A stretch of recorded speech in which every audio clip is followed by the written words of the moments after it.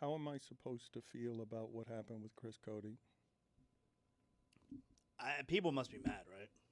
People get mad about this stuff, Dan. People take this stuff very serious. Do you not think that they should? I mean, he's sitting here trafficking on our name, on his father's name, on credibility, and then just getting it wrong and saying the following. So I can't be wrong. He's saying he doesn't know what a source is, and I don't know what a source is. like, how am I honestly supposed to feel as we build a media company? Like, you understand everything we're doing here, right? We're building a media company. We're zigging while others are zagging. Journalism is collapsing everywhere. Credibility is collapsing everywhere. It's harder to see what's true information. Bingo! And what's not true information. And he does something like this, where he has a source, but you can't trust him or his sources. So, originally, I don't know why you would feel like it's a poor reflection on you, on your name. But then when you explain it in the sense that, you know, you're building a media company here, then I could see where it kind of looks bad. Well, I feel like ESPN should fire him again. And this time I wouldn't bail him out. Like, this time they should just thunder it. They're firing everyone else. Carl Ravitch is gone today, evidently. What? Huh? Yeah. No way. Is that not known? Is that not a thing I did that not has know been? that. I did not know that. I'm going to check this one out. They're letting go of a whole bunch of people. Ryan Clark was yesterday during a show. But it was supposed to be Tuesday morning, so it makes sense what you're saying. Yeah, they're letting go an assortment of people. 20 minutes ago. And so... Man, I'm flipping my lid. You know about that lid flip? This is Mike Ryan's exclusive domain. He hasn't broken any news on this front in a while. He hasn't told us anybody recently who has had a great deal of work done. I don't think I'm shocking anybody with that one.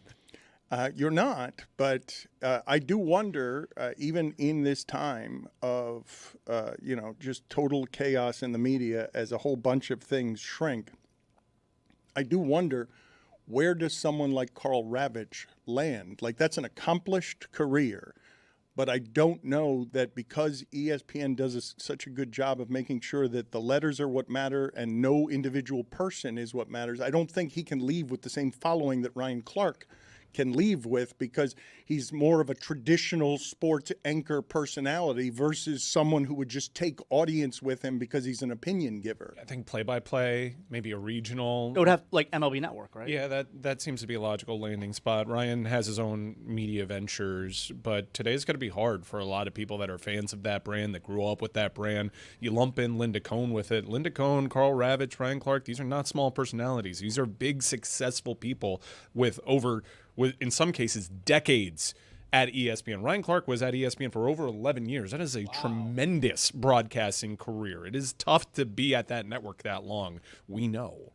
Ravitch, speak for yourself. Ravitch is someone who became a play-by-play guy only because he was there. He's not considered, and this is not my opinion. What was he before that, then? He was a studio guy that had to start gotcha, okay. adding that to his repertoire. I'm sure he went to school for it. Ravitch, I don't know that he did, actually. I think Ravitch got a job because he happened to be there, kind of like Fowler did, right? Like, you're there so long and you try to extend and expand your career, kind of like Sedano's doing. Yeah, but all those guys ended up doing, like, play-by-play in college. But Ravitch particularly, though, was somebody who was viewed in the industry as getting a job that others had more sculpted resume skill set for, because he was a name who worked there. I think he learned how to do that job on the job, if I don't have my information wrong. I'm not totally sure, but I remember being surprised the first time that I heard him do play-by-play, because he's not really a play-by-play guy. He learned that job. You know, Boog gave Sedano great advice at ESPN at the time that it was a heyday, a sprawling place that was hiring a bunch of people. He said, just go knock on the doors. Go physically to Bristol, knock on doors, and go into rooms and start telling people what it is you want to do. Otherwise, you'll fall through the cracks. It is a fascinating media time. I think I need to fire Chris Cody. I sit by my tweet. I'm hearing things.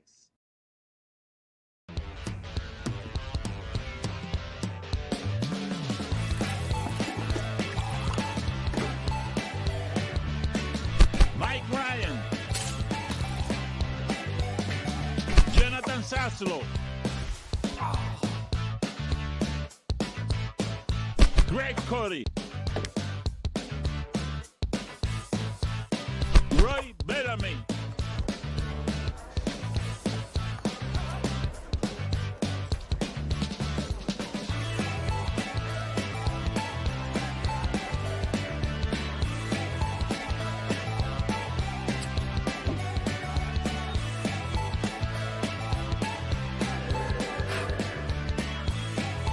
Jeremy Tache.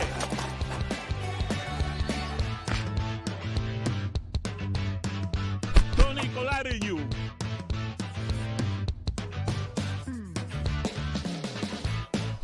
Chris Cody. Dan Le Batard. In 5, 4, 3, 2, 1. Mic's up. Cue. This is the Dan Le Batard Show. As soon as I told Tim Kirkshin that the Marlins were a playoff team, they lose 7 straight. So I can't be wrong.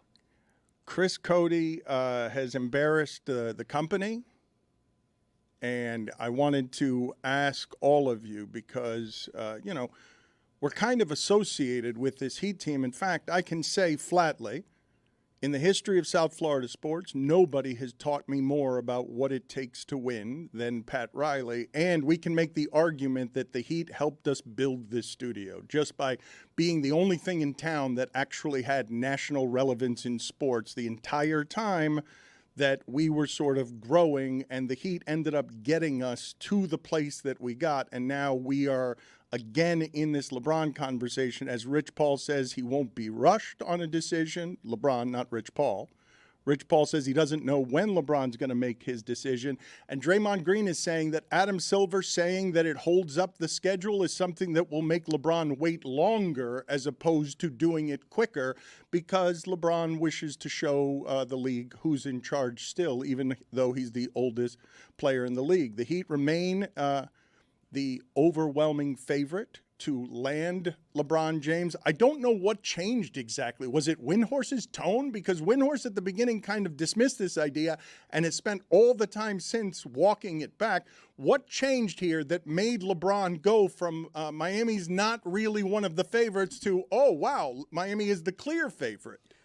As strange as it may sound, because of the way people are talking about LeBron in Miami, really for like the last week, I don't remember another instance where national media is overwhelmingly now in support of said player joining Miami. It's always about how Miami's a terrible fit, Miami shouldn't do this, whatever it is. Yes, LeBron Miami was largely ignored by the media at first, but now over the last few days, it's like everyone is telling you. But what happened? Nothing changed. It's just the thing that changed was what was anticipated to be a relatively quick process has been drawn out, and the longer that goes, the less likely it makes a place like Cleveland feel. But is it just about trying to because it's going on so long? Is it about trying to find new content and new angles? So let's talk about how he's a great fit for Miami. I think it's really just thinking. Like, when you were looking at LeBron's situation from the beginning, it was, oh, it's going to be 1 year, he's going to retire, Cleveland. Then it was, oh, he'll take his chance to play with Steph Curry. Who cares if they're any good? It's the old guys getting to play, with each other one more time. And as more time has gone along, and we've realized, oh, this is going to be a legitimate basketball decision and a legitimate business decision for LeBron James, people looked at the Heat and went, wait a minute, that's the best fit. I think it is a fit thing because you start looking at all the options that he had, and you're like, is he really going to go play with James Harden? Is he really going to go to Philly with Embiid? The fit is the same now as it was 2 weeks ago. Nothing has changed. Everything is exactly the same, except there's been a bunch of silence. For LeBron and the Heat's pitch, no doubt, but initially everyone was pretty much resigned to Cleveland, and a lot of people that were in the know were being fed that. Like there were people that are very plugged into Clutch that were kind of saying that this was a done deal with Cleveland, and it's allowed a lot of influential commentators to chew on Miami a little bit, and they're warming up to it, and they see the fit if it goes beyond just the scope of 1 year. I guess one of the things that changed is that Miami got Giannis. Like all of that became official, and just in the time since LeBron was told by the Lakers that he wasn't wanted there, because this has been an amazing narrative shift to watch. He was rejected by the Lakers. He was kicked out of the Lakers and took control of the story. And the first piece that was put into the news stream is, wouldn't it be interesting with Curry? He's learned a lot over 20 years. I told you that when I saw Rich Paul at the airport, he could not stop talking about content is king. Like, that's the thing that Rich Paul was talking about. And what LeBron knows is the longer he delays this, especially during this time of year, the more we will be talking about all of this, even though all the parties acknowledge all the information's in. There's no more recruiting to be done. There's no more contemplating really to be done. He's just waiting because he can. He's exerting the power because he can. What were your thoughts, Zaz, on what Riley had to say here? For those of you who have not seen it, he spent the post-game show with us yesterday, spent an hour with us. What were your thoughts after hearing and seeing all of that, Zaz? I thought Riley did a good job of not answering the questions you were trying to get answers to. And he's like a master at it, because you were talking to him for 50 minutes, and I feel like I learned like one new thing. Otherwise, and I don't think it's his age. I think he's just a master at answering the question the way, giving you the information that he wants to give you. You even called him out on it one time, where he went in a totally different direction, and finally you're like, you're doing a thing. Like, you don't want to answer that, and now you're talking about something else, and then he's laughing and you're laughing, and like I thought he did a real good job of evading questions. Well, I think he came in with an agenda. There were certain things that he wanted to do, certain posturing moves that I think he wanted to get off. I don't necessarily. Well, you thought he was doing like, yeah, you thought there was. I don't necessarily feel this way. I was talking to some Cleveland fans, and like the takeaway was like, well, Riley really took this opportunity to sometimes subtly, sometimes not so subtly, negative recruit Cleveland. How? By highlighting. You may just say he's just talking about LeBron's story. People that are from Cleveland are saying like, oh, you're highlighting the initial reception he got when he first left Cleveland, the fact that he's already accomplished everything he basically needs to in Cleveland. So there were some Cleveland people that were like, oh, Riley, like, why don't you just sell Miami? Do you have to take some negative recruiting slant against Cleveland? I don't necessarily feel that way. The one thing that has bothered me throughout this, and I'm not sure lands great with LeBron, and you guys have disagreed with, I think it's kind of patronizing to be like, LeBron has earned the right to make his own decision here. He's an unrestricted free agent. He's always made his own decision. I don't know what the motivation is behind saying that. I'm not even sure it lands great. I don't agree with you there. Like, you think it's patronizing that he's reminding LeBron and everyone that it's his right to pick the next team? Yes, it sounds even more patronizing when you described it that way. To me, it's him essentially agreeing with everything Rich Paul, and LeBron for that matter, is about, where this is a business, and he's allowed to make a business decision. He has earned that right in this business to do what he wants as a free agent. Right, but he always had that right. Well, not when he's not a free agent. I don't know. No, but he's always done that. He's always had the power to do that. Anytime he's had the opportunity to move teams. I don't something about saying it as a 42-year-old man, like, now you've earned it. I feel like that part's a little patronizing. I think it's more about what Rich Paul has been saying, which is, we're not going to be sped up. We're not going to go by anybody else's timeline. LeBron is going to make the decision that's right for him. And I've actually found both Giannis and Riley's approach of just praising LeBron, talking about him as this great leader, this great player. Hey, man, it's his time to choose, as opposed to some of these other teams that have seemed sort of needy and desperate for him to show up there. They've said, hey, we'd love to have him if he comes. This is, and I know it's Cleveland people who are making that case to you, Mike. This is a Cleveland inferiority complex. That it's the whole year. You know, why are you talking about us? Sell LeBron to Miami. This doesn't have to be putting us down. I didn't hear it that way at all. That's Cleveland inferiority complex. You don't think that the Heat come off just as needy as the other teams? I mean, Riley said, let's land another plane. Yeah. Like, Pat's doing an interview at a curious time. I feel like Miami is just as needy as everybody else. And by the way, I think that part plays with LeBron, who very clearly, right. I think, wanted this ego stroke a little That's bit right. Yeah. to remind himself and everybody else he still has that juice after his experience with Luka. Yeah, you could call it that the Heat are coming off needy in that respect. The Heat are doing whatever it takes, whatever they believe will attract LeBron's attention in a positive way. And yeah, Riley at Giannis's press conference mentioning how we want LeBron is probably going to be positive to LeBron. When Max Kellerman sat out for a while, Max Kellerman, I would say, is an industry titan, okay? He could have decided to do anything with his career. We just talked a moment ago about Carl Ravitch being let go by ESPN, Ryan Clark being let go by ESPN, and wondered what's going to be next for them. Max Kellerman chose to do a podcast with Rich Paul, LeBron's agent. That was his big choice when I imagine he had a number of different options, and the one he chose to me was a super curious one. But Max has always been ahead of the curve. He was on television in New York when he was like 15 years old doing a cable access show on boxing. He's always been ahead of the curve. All of these debate shows started with Max. IMAX was a thing before PTI was a thing.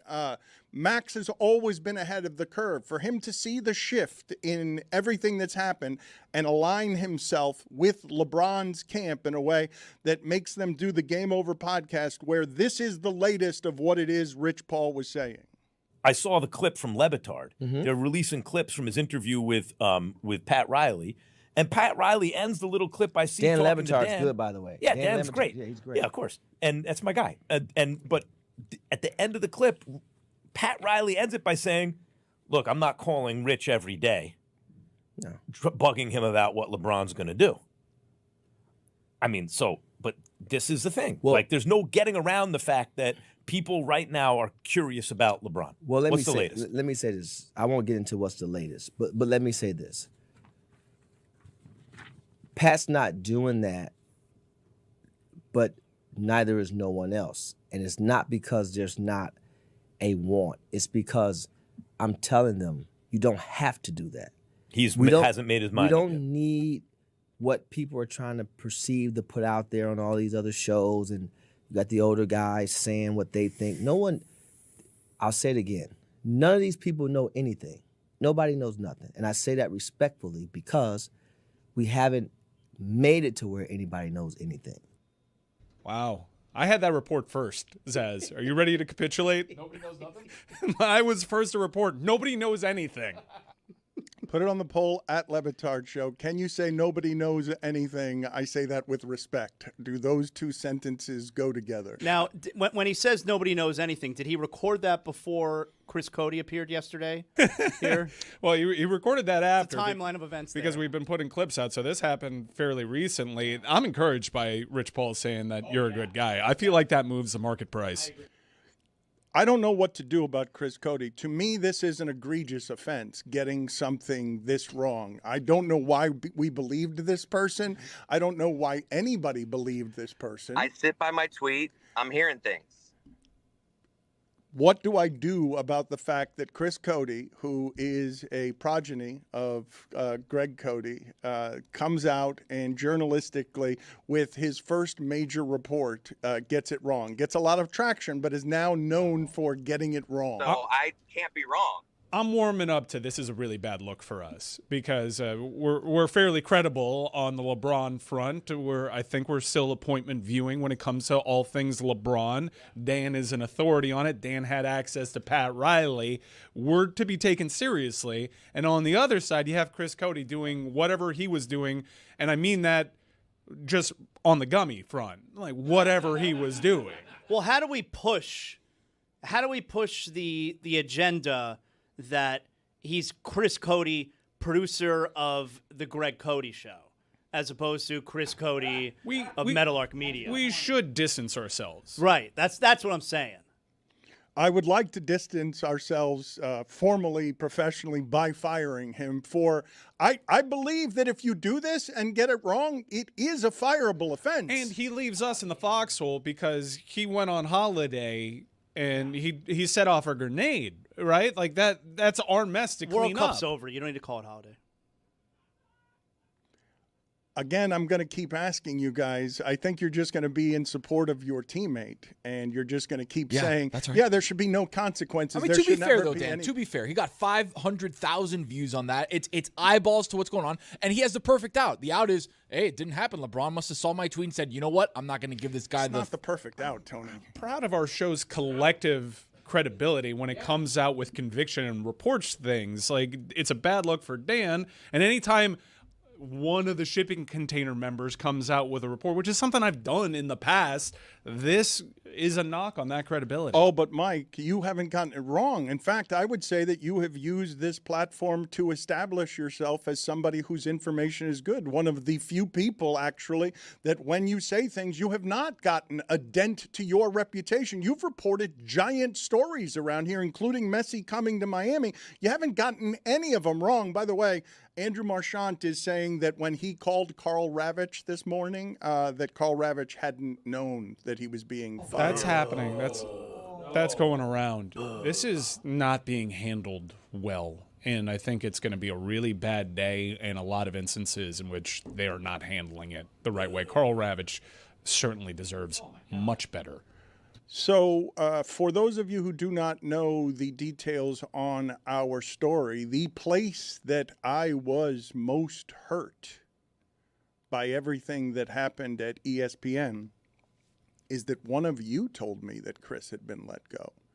That's like, how do you not? We didn't find out in the press. Like, you were taping Highly Questionable, and we were in a Zoom meeting of sorts. But he was let go, and then you guys told me. That's not the right way either. What is the right way to fire somebody? You're supposed to tell them first. Ryan Clark evidently, reportedly, was told during taping They did yesterday. tell Chris before they told us. That Chris was alerted first. This one, I don't know. Like, there were reports that ESPN is worried about leaks, so they're not doing this the right way. Well, there was a leak. Yeah, I guess There was. This is bad. I feel really bad for Karl Ravitch. There was a leak, and that's why Ryan Clark was informed in the middle of his work shift, because they weren't going to make it until this morning, where this is all apparently happening. That's a real tough look. I don't know what the play is there, but to have a dude in the middle of a show and then disappear, that's real Like, tough. what do you do in that spot? Like, I don't know the correct answer. I don't know. The breakdown in communication is Ryan Clark was on that show. Well, I think the breakdown is the leak. Well, they didn't want, just so you understand how it is that happened, they did not want him to find out by getting off the air and then immediately checking the internet and finding out that way. So they tried to get out ahead of it by telling him before he read it in the press. But now what Ravitch is getting today is he's getting the call from the reporter instead of getting it from his employer. I don't think you're understanding what I'm saying on the Ryan Clark front is you have whoever knows that this is going to be the decision reach out to one of the producers, one of the schedulers, and make sure that talent that is on this chopping block is not scheduled so you don't have to deal with a problem like that. So I see the picture of Chris Cody behind Tony, and I don't know why any of you would trust this person. Can you explain to me, Zaz, why this only got the traction that it did? Because he's on our show. That's the reason that it got the traction. That's the reason this wasn't just another gas bag who was on the internet who is saying a thing that has no credibility. So he has taken our credibility, used it to get the attention, gotten it wrong, and now Tony says, because we're teaching the wrong things around here, he's got the perfect out. He got the attention, and it doesn't matter that he's totally wrong. It's also the fact that he has followers on that social media like Mark Stein or Dave McMenamin, Don Van Natta, Mina Kimes, David Dwork, like real power brokers in the industry, in the information game. Tony laughed a little hard at David Dwork, while Roy didn't laugh at all at David Dwork. I love Dworky. It's just not a name you hear like Dwork. I mean the surname. Yeah, Dwork isn't, his name does work against him. But look at Chris Cody in this photo and tell me, does he have a bit of cocaine on his lip? Is this the Robbie Williams brand cocaine that is falling out of his mouth and is on his lip as he tries to break a story and instead breaks a media company's reputation?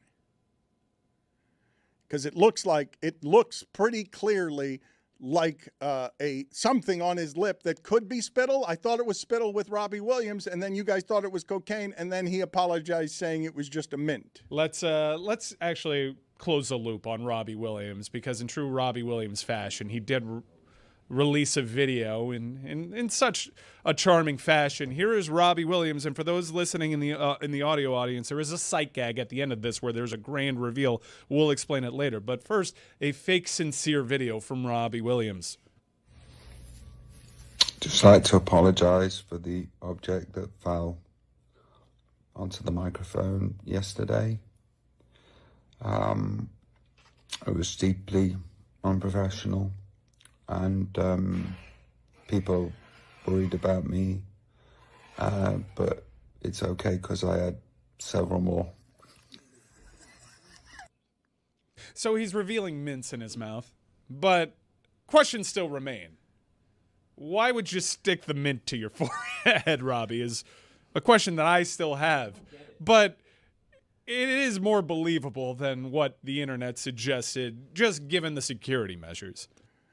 I agree with Zaz on his take on Riley. I will say also that Riley and just about every coach I've ever met goes into whatever the press conferences are and the messaging of answering reporter questions with what it is that they want to say, and it does not matter what the questions are. They're just going to say what they want to say. So I don't think it's old age. I think it's a lot of experience from Riley on dodging questions. And yeah, we all agree there. I think he came in with an agenda, and you were going to ask him what you wanted to ask him, and he was going to say what he wanted to say. I mean, Dan, you asked him where did it start to go wrong after Bam blocked Jason Tatum in Game 1 of the 2020 Eastern Conference Finals, and he started talking about acquiring Alonzo in 1995.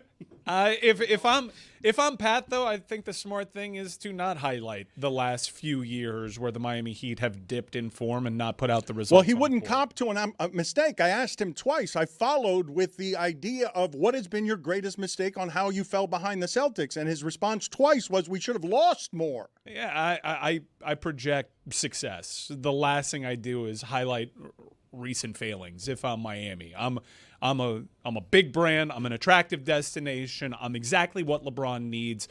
I'm not talking about Jimmy Butler. That does not serve my interest here.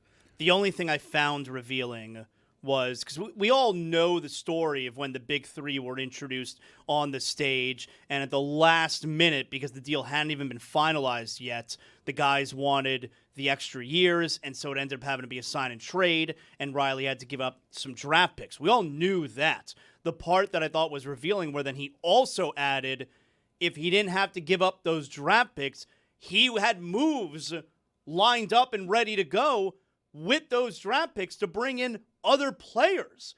That part I had never heard. Yeah, it's one of the big underreported things about what happened with the big three, about how Pat Riley essentially rebuilt the Cavs for them, and LeBron used that kind of okey-doke move.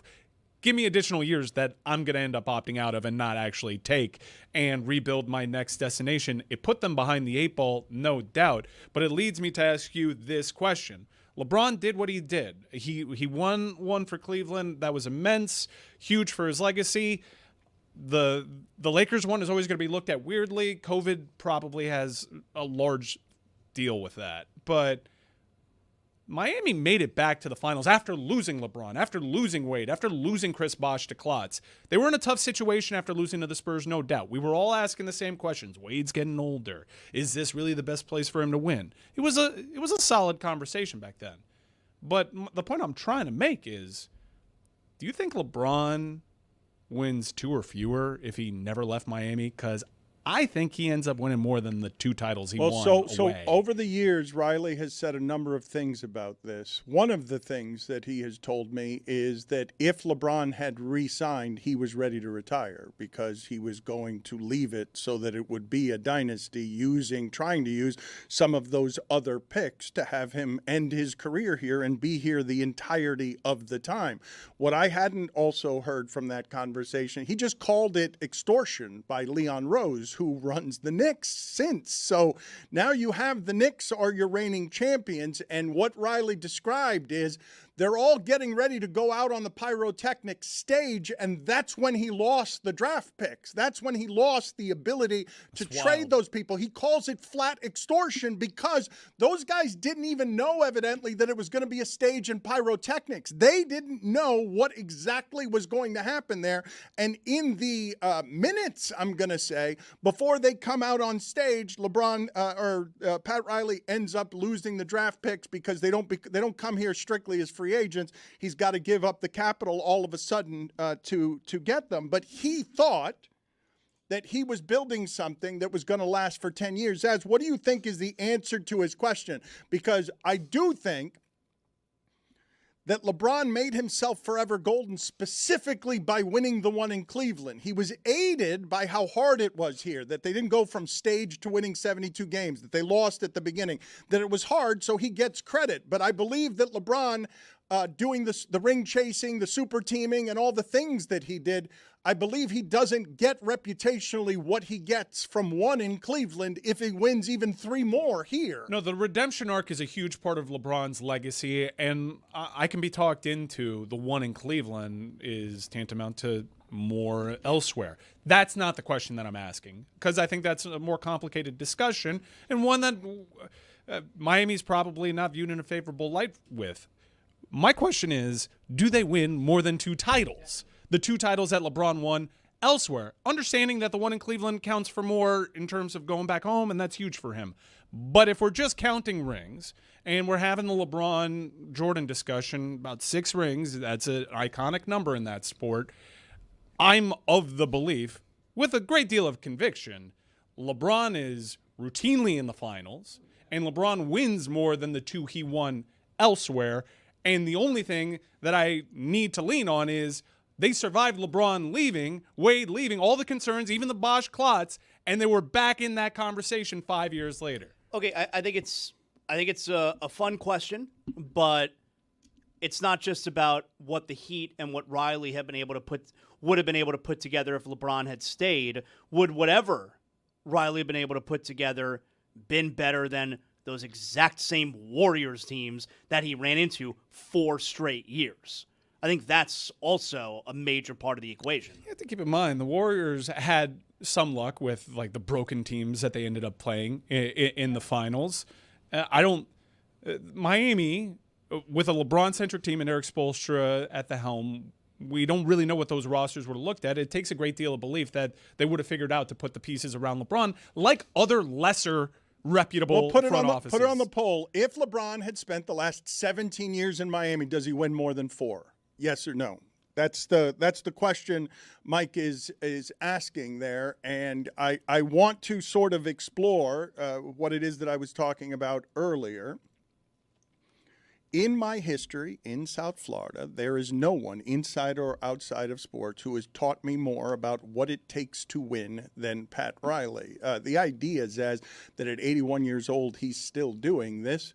Go across all of sports. You're not going to find a lot of older executives. It's going to be like Jerry Jones, Mike Brown, Jerry Reinsdorf. It's going to be people who are owners who insist on having the power. The oldest person in baseball who's an executive is Dave Dombrowski. He's 10 years younger than Pat Riley. The oldest executive in hockey is Gary Bettman. He's the commissioner of the league, and he's almost 10 years younger than Riley. He's still doing it because he wants to get the punctuation right, and he thought he had it right. The reason he was so wounded beyond the ego blow of LeBron leaving is because he says he was going to leave too. He was going to get out. Now, I don't believe him. I don't believe him either. I don't believe that. But still, that is what he says, that he was going to leave it in LeBron's hands because he would stay here and build around it. And instead, it looks like we're looking at the oldest player in the league being here because of how well it fits and how obviously well it fits. But to me, it's really weird what's happened specifically over the last 2 weeks where nothing substantive has changed except for the conversation.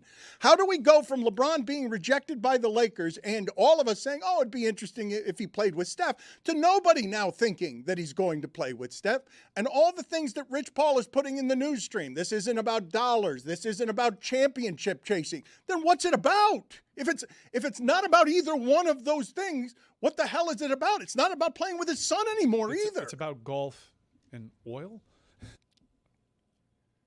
I think what's interesting with Riley that I saw yesterday, he comes across like the Heat fan is all nervous and waiting and anxious, and Riley, whose job it is, who's at the center of this, he comes across very matter of fact, where it's, he'll decide. I'm not calling Rich Paul and bugging him. Like, he'll decide when he decides. He's earned that right, and, we hope he chooses us. And you throw in the part about Riley wants the punctuation to end his career. Wouldn't you figure, like if Riley is attached to the lie detector, wouldn't he be super anxious? Because this punctuation to his career, he has no control over. Literally no control over. Just has to hope, hopefully soon, this guy decides to give Riley the punctuation that he feels that he not deserves, but has earned, has longed for.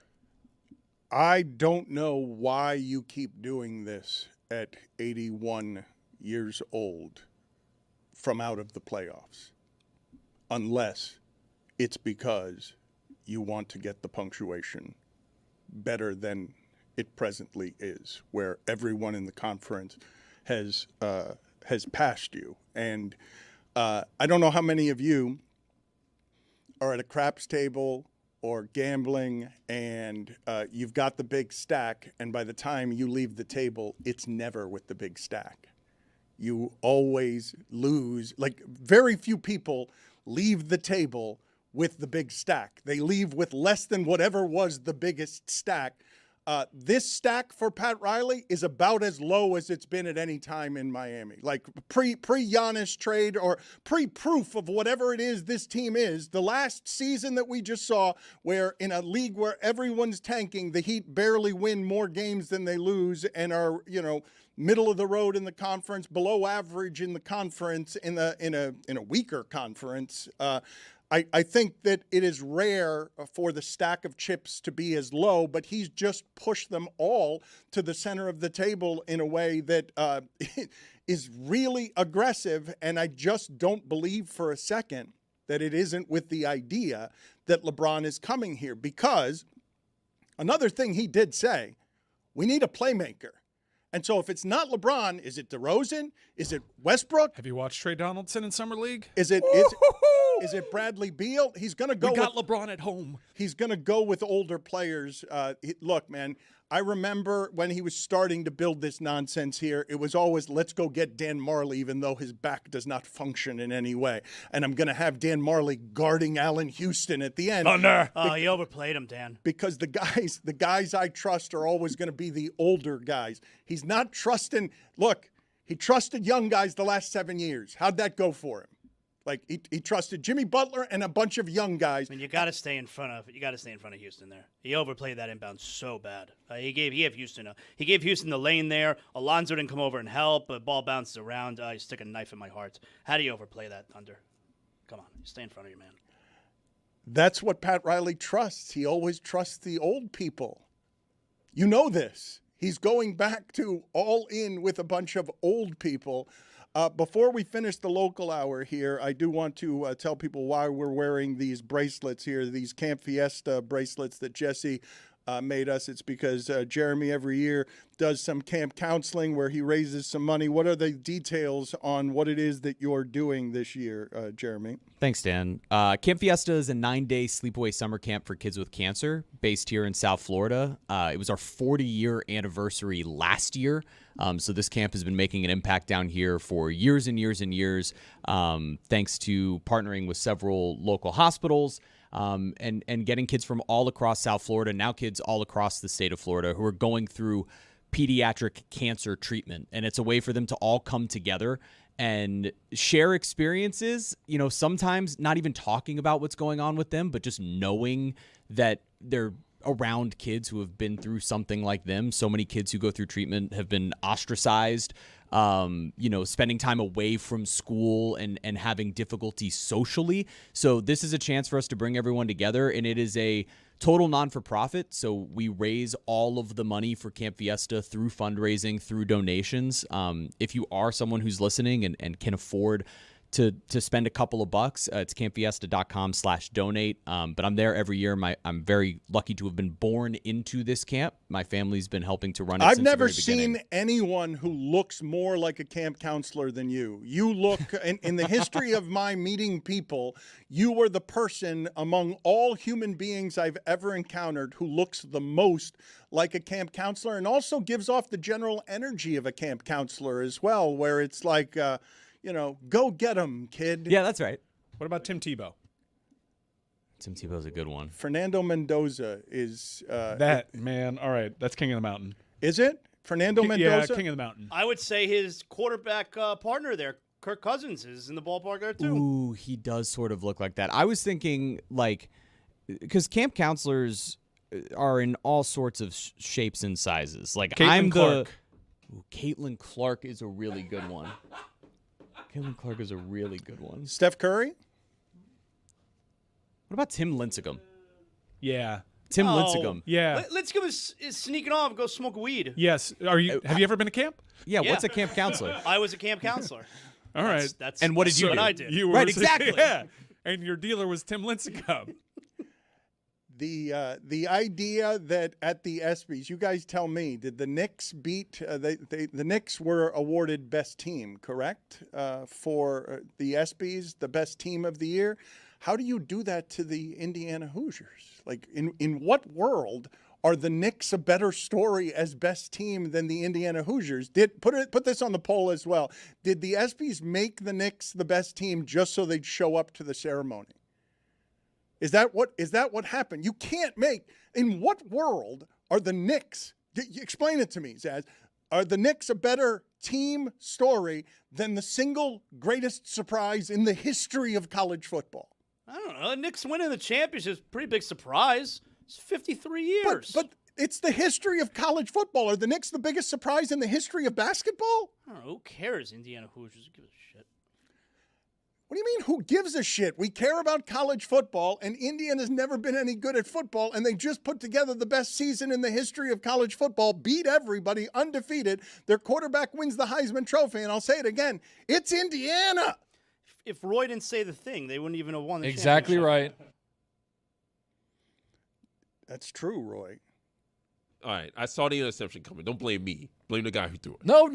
Yeah. I blame you because you said it. It's your fault. My deathbed. It's both your fault. Okay. You did say it, and you said it before it happened. And the concussion. Yeah, it was concussion. Concussion had a part to do but with Roy it. had the bigger part to play. But Roy probably saw the concussion. We all did. And I was like, you don't take him out of the game. You don't take him out. You don't take him out. You didn't say anything. Exactly right. Emery was already on his way to East Carolina. Do that. Dan Le Batard's good, by the way.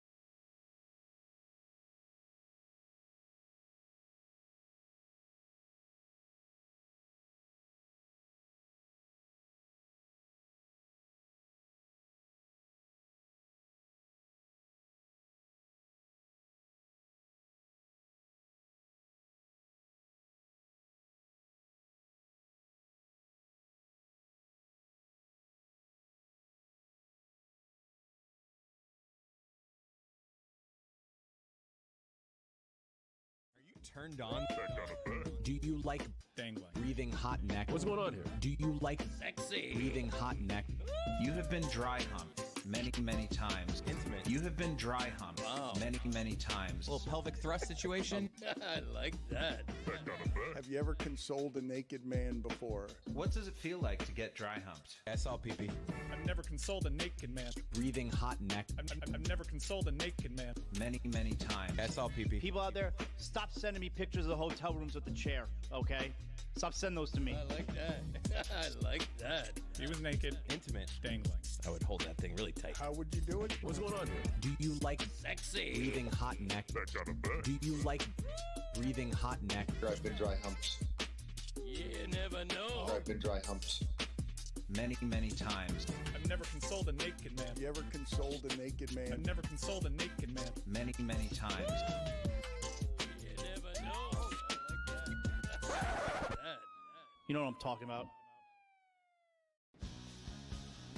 Let's go to another, though, Argentinian call because there is blatant homerism involved with these calls. This is Pablo Giral. Otro centro más de Messi va pasado. A ver que le pega Messi al arco.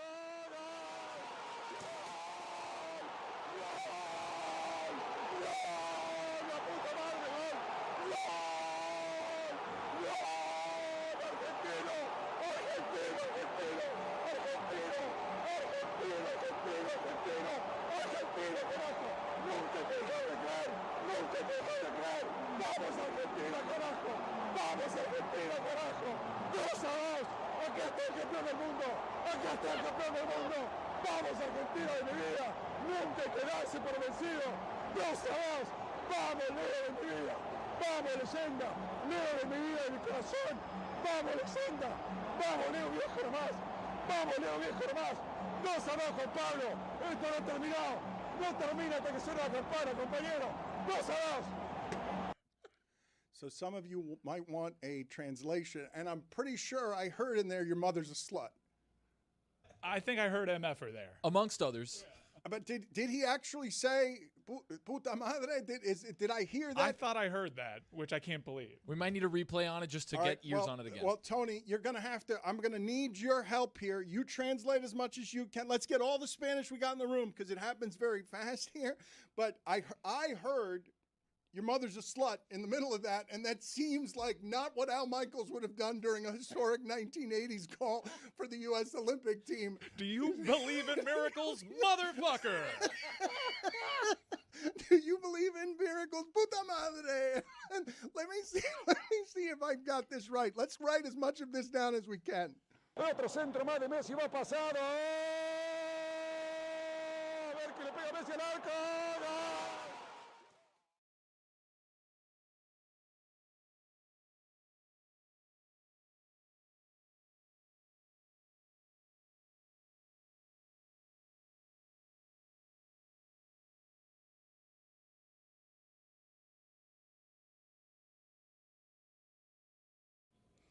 This episode of the Dan Le Batard Show is presented by DraftKings Sports. DraftKings, the crown is yours. Want to get this out there now, beat the rush. I think the Brewers, for all the talk about the Dodgers making it unfair and the sport needing a salary cap, I think the Brewers are going to beat the Dodgers, and I believe the Brewers are better than everybody else in the sport, and we will find out together whether I end up being right on that or not. They ransacked the Marlins the same way that the Guardians did, and I'd like to talk a little bit more about whether or not the Marlins are going to be buyers or sellers at the trade deadline, but we will do that tomorrow because some of the things happening today that are more interesting is it seems that there is a real movement here. Heather Dinich is saying the possibility of the SEC breaking away from the NCAA, it's very real. Stan Verrett is saying it's all moving in one direction. Eventually, the four big conferences will break away, form their own league, hire their own commissioner, make their own rules, at least for football. The NCAA is on borrowed time already. And I find interesting specifically about what is happening at the University of Miami, Zaz, because some of the most painful, boring, terrible reporting I've had to do in my career was many, many years ago when all of the University of Miami football power was as strong as it's ever been. They were deciding where they were going to play in which conference. They chose the ACC because it was a basketball school and they wanted to be stronger at basketball. But I believe Miami is as a brand, even though it has not been relevant for 20 years before the last few, Miami as a brand, I believe, is in the Notre Dame category of being at football bigger than its conference. And it's unusual thing to say because it wasn't that long ago that FSU was great, not just under Bobby Bowden. It was pretty recently that FSU had an undefeated team that might have won the title if not for their quarterback getting hurt. So the University of Miami finds itself in a position right now during these weird times where I believe they have real power. I believe the next athletic director they have is going to work for Mario Cristobal. That has not been the case for 20 years. The football coach hasn't actually had the clout in this market to be something that's bigger than the athletic program, that the coach can make the athletic director sort of his administrative assistant, his CEO on business, because what you have as a football brand is the thing that matters most, matters more than the basketball brands, certainly matters more than the ACC in football, might not matter more than the ACC in basketball because the ACC has the same sort of history, brand history that Miami does at football, but I don't see the point of Miami not trying to use whatever this power is to get into this game where we're an SEC team. Like, we've got the power to be an SEC team, to feel like what is at the top of that conference. And I just find interesting what's happening right now where they don't really have an athletic director and they kind of need to get into the game of getting Mario Cristobal the power so that he is running the program and the department the way that Nick Saban ran the department at Alabama. I think I may have forgot that they don't have an athletic director. Like, how are we still doing this? What's the holdup here? It's curious. They're moving. What the holdup is that they got caught on the Yormark thing. Like, Michael Yormark was going thank to God be then. the next AD, and the toxic reaction to that undid that, and so they started back from square one. But they don't feel the need to hurry, which doesn't really, to me at least, doesn't really align with what Joe Echeverria told Joe Rose that he's looking for out of the position. You just highlighted it yourself, Dan. Like, college football is literally reshaping itself right now with these breakaway talks. It is a fluid conversation. Joe Echeverria said he wanted someone that is forward-thinking, aggressive, with the foresight to know and shape where college football is going in the future. So it's a very curious time to not have an AD. Miami feels like it can run that athletic department without an AD because, look, Dan Radakovich brought in a great reputation, did bring credibility, but by the end of it, he was a man that was retiring, and they felt like they could. The athletic department was kind of moving on without him anyways. But it also operates as if you weren't just about to make the worst received hire in the history of South Florida sports. I don't really understand the lack of urgency, considering everything that you've said that you wanted from the athletic director is to make deals. Well, camp starts in a couple of weeks. There's not a lot of time for this person to be the game changer that you said you wanted out of the position immediately. It just doesn't fit what Joe Echeverria said he wanted from the position. And as someone that is worried about these SEC talks, worried about how Miami fits in, I actually think the Big Ten is probably a better fit. I'm not totally thrilled by not having the ass kicker that Joe Echeverria described in place. Zaslow, you are somebody who throughout the college football season for ESPN travels all over the country covering college football. We are at a place where the tectonic plates are shifting. Like, this is all going to look very different very soon. You cannot have this amount of business and greed around America's second most popular sport and as few rules as we have and as few understandings about the future that we have. Because if I tell you right now, what is the practical impact to anybody listening to this of the SEC breaking away from everything in college football and saying, bleep it, we're going to be our own conference. Mm-hmm. None of these other games matter the way that our games matter on Saturday. I'd like to chew on the SEC thing a little bit. Do it. Leave. See how much you like that. See how much you like that. In fact, go ahead. Cut your losses now, because the narrative surrounding your conference, the air gets let out every passing season because now everyone else can pay for players. And we're seeing that play out. Your precious little Alabama crown jewel is not what it was. So go ahead and leave. Take your ball and go home. See if anybody wants to watch your champion, your league. Because to not compare it to the rest of the nation, Good luck with that. I don't think it's appealing. And I don't think it works in your best interest. And I don't think your threat has the juice that it would have had 5 years ago. Go ahead and leave. I'm with that attitude. Pick up your ball. Go home. See how much you like that. Zaz, what are the practical effects, though, in terms of the viewership experience and how the customer feels about any of it? Because I would say that over my history covering college football, one of the things that makes it most different regionally everywhere is the value for tradition. Baseball has moved away from the value of tradition without it hurting at all. If you need tomorrow's fan in the next generation, what does that have to pay attention to history or tradition? What difference does it make if we splinter all of this? And do you agree with my assessment that the University of Miami, if it is great at football, is bigger than the ACC? Yeah, I think, Mike, I think you're overstating what it would mean for the SEC if they were to break away. Like what you're saying as far as their prowess as far as the games go, that makes sense because the SEC is not the big bad SEC, at least the last few years when it comes to how good the teams are. But that wouldn't matter if they break away because you're still talking about the numbers of the numbers. Like when people are still going to watch the game, but go ahead, crown your fake ass champion. And like it does let the air out of the whole thing. Part of the SEC reputation is that there are these ass kickers that would trounce all the other conferences when they're just beating themselves up and don't have any proof that they can kick the ass of the other conferences. But they don't seem to care about that. No, it allows them to shape their narrative. But again, it's a phony narrative. It's not the case anymore. The Big Ten is winning national championships. An independent is in that conversation regularly in Notre Dame. Miami has come back onto the scene. So go ahead and leave. Like it's not. What does that look like? To me, it's kind of whack. I don't think that's actually a reality. We'll have the rest of college football and the SEC just off doing their own thing, and not just in college football, but all sports. Go ahead and do that. Go ahead.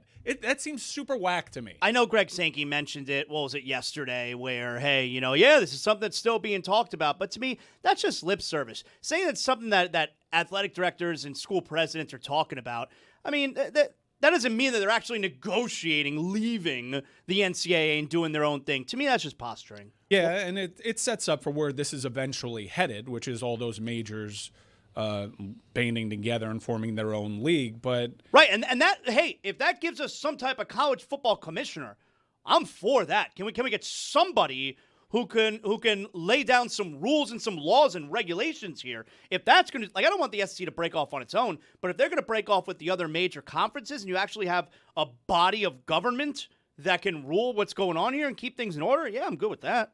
I will continue to say that all of the people who are covering college football in the off season and have a great deal more knowledge than I do, and whatever it is that you're hearing as homerism from me on the University of Miami program, last year is obviously something that was special to the University of Miami, but it's a beginning more than an ending. Everyone who is talking about what this team is doing in recruiting suggests to me that the amount of power and the amount of business that can be built around the $90 million contract that they gave Mario Cristobal, they're going to have ended up getting him cheap because they're going to be good in a way that they used to be good every year in the conversation because they're getting much better players.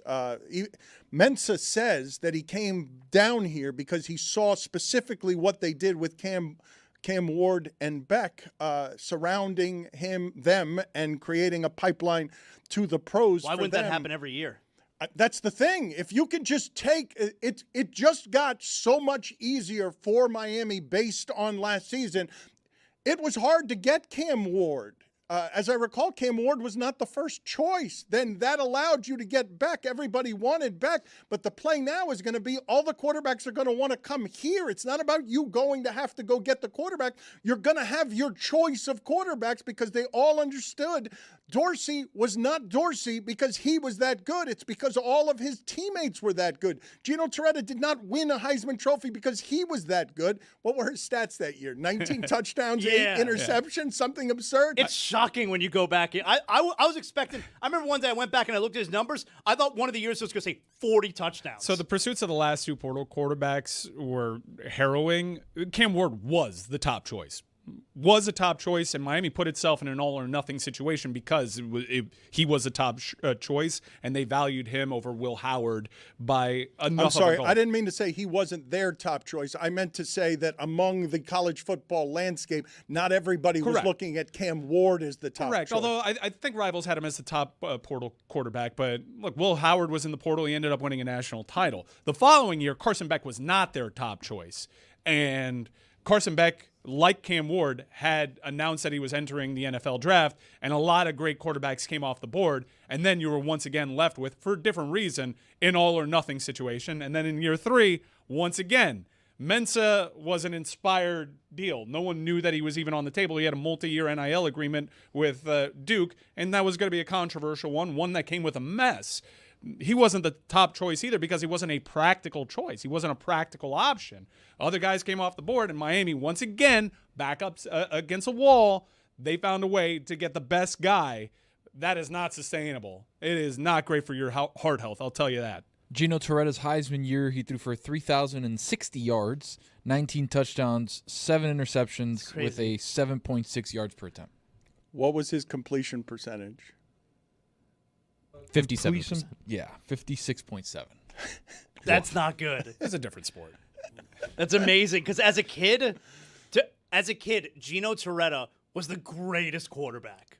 Was 19 touchdowns like 55 touchdowns? Like, what was that back then? Well, he led the country in yards per game with 278. Different sport. Can you look up for me, Amazing. please, just what the schedule was that year so I can find out how many times he threw 14 touchdowns against, or 4 touchdowns against San Diego State or whatever to get up to that 19 total? San Diego State was good that year. Iowa, Marshall Falk. FAMU, Arizona, Florida State, Penn State, TCU, Virginia Tech, West Virginia, Temple, Syracuse, San Diego State, Alabama. What a schedule. How many top 10 teams is that? That's 1, 2, 3, 4 top 10 teams. That's not what I was asking you. Where did the 19 touchdowns come from? Like, what I was asking is how many of the 19 touchdowns were against those top 10 teams and how many of the 19 touchdowns were against not those top 10 teams? I mean, 4 top 10 wins, though. Yeah. That's a big deal. Yes, agreed. I just think that the University of Miami now finding itself back in the place where it's bigger than the conference. Clemson felt like that for a little bit, but the only times really that I think that in the history of the conference that the conference has felt like it has one team that's like Notre Dame is FSU and Miami. Those are the two. Did Clemson feel like that to you? That Clemson could break off, like obviously they won championships, Yeah, but I mean, that Clemson could break off and feel like Notre Dame to you. They did it against Bama. They did it against heyday Alabama. Documentaries will be made about the series between Clemson and Alabama. So Clemson had a lot of juice back then. But as the ratings have reflected, when Miami is good, that white helmet with the U on it, it does flash more than other programs. Christopher Nolan, I don't know where you guys would place him on What a director. on your list of best directors ever. If he would be a top 5 best director ever, put it on the poll. Juju, please, at Le Batard Show.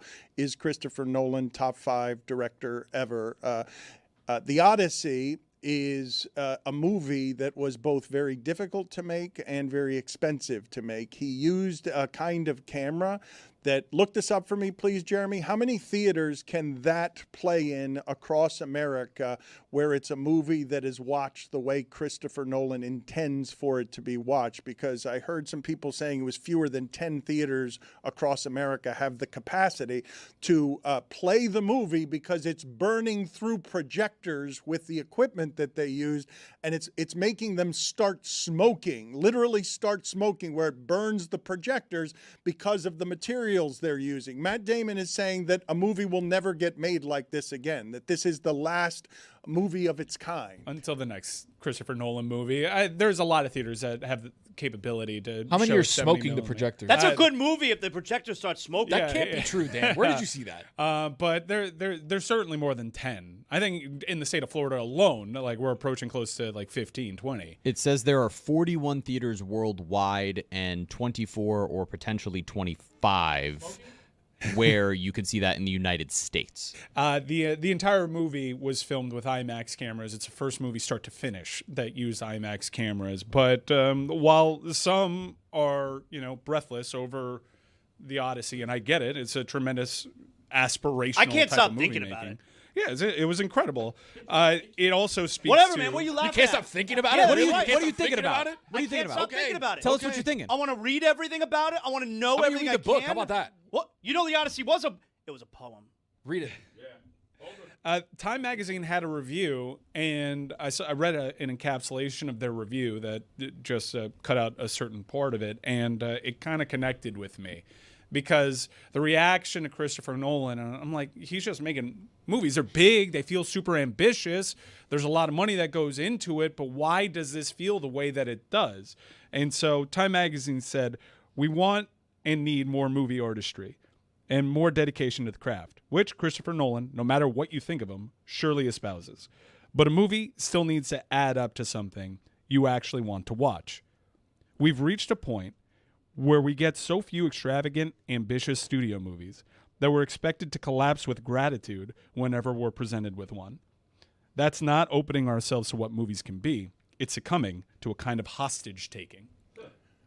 What is happening that we're talking around here all the time about with streaming is there's an antisepticness happening to movie making because you have the streamers so involved in this and they're not movie making studios. Amazon Prime, Apple, Netflix, and they're also corporately compromised in a way that keeps them from making the kind of movie that's going to piss anybody off with its subject matter. They're going to be very careful about that. Go on. But you dismissed what it is that I said because I had the number wrong and I said it was like 8 theaters, but Jeremy came on and just told you that basically a blockbuster movie has been made and it's available in 1 out of every 2 states in the United States. No, it's available everywhere. Right. It's just if you want to watch it to like the full capability, 70 millimeter and on IMAX as well. But that's what I'm saying. Yes, it's available anywhere, but the way that the director intended for you to see it, it is only available in 1 of every 2 states the way that he is making the art and wishes to present it to you. It's an absolute crock. Oh, you know what I'm going to do? I'm going to make sure that the only way that people can really see my vision is by paying $987 to go to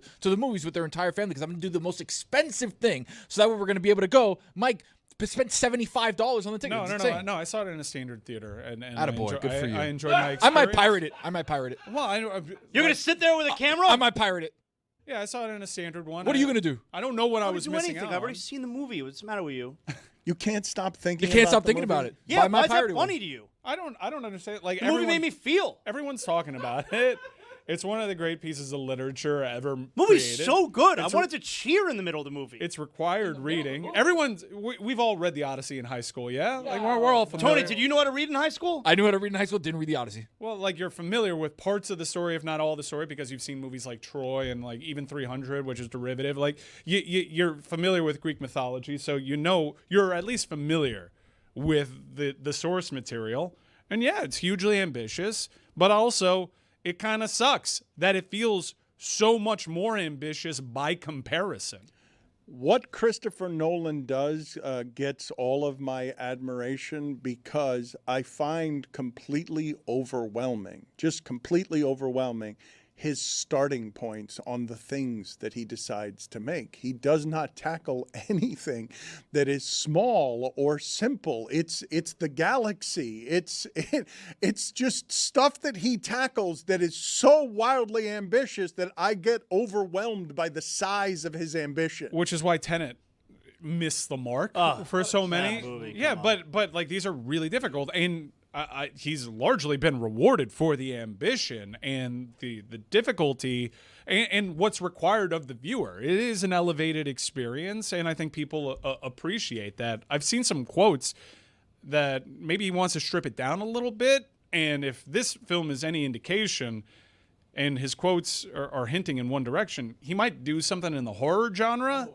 And given some of the practical effects between the Cyclops scene and the Cersei stuff, like that, there was stuff there that it was really uncomfortable to watch. He kind of invented a new way to do some horror GFX that I'm into. Well, the practical effects are part of what made Obsession great, and that's where the quotes you're talking about come from, Mike. He said of Obsession to The Hollywood Reporter, "You have to have an amazing idea. When you go to see a film like Obsession, that movie works like a mother bleeper.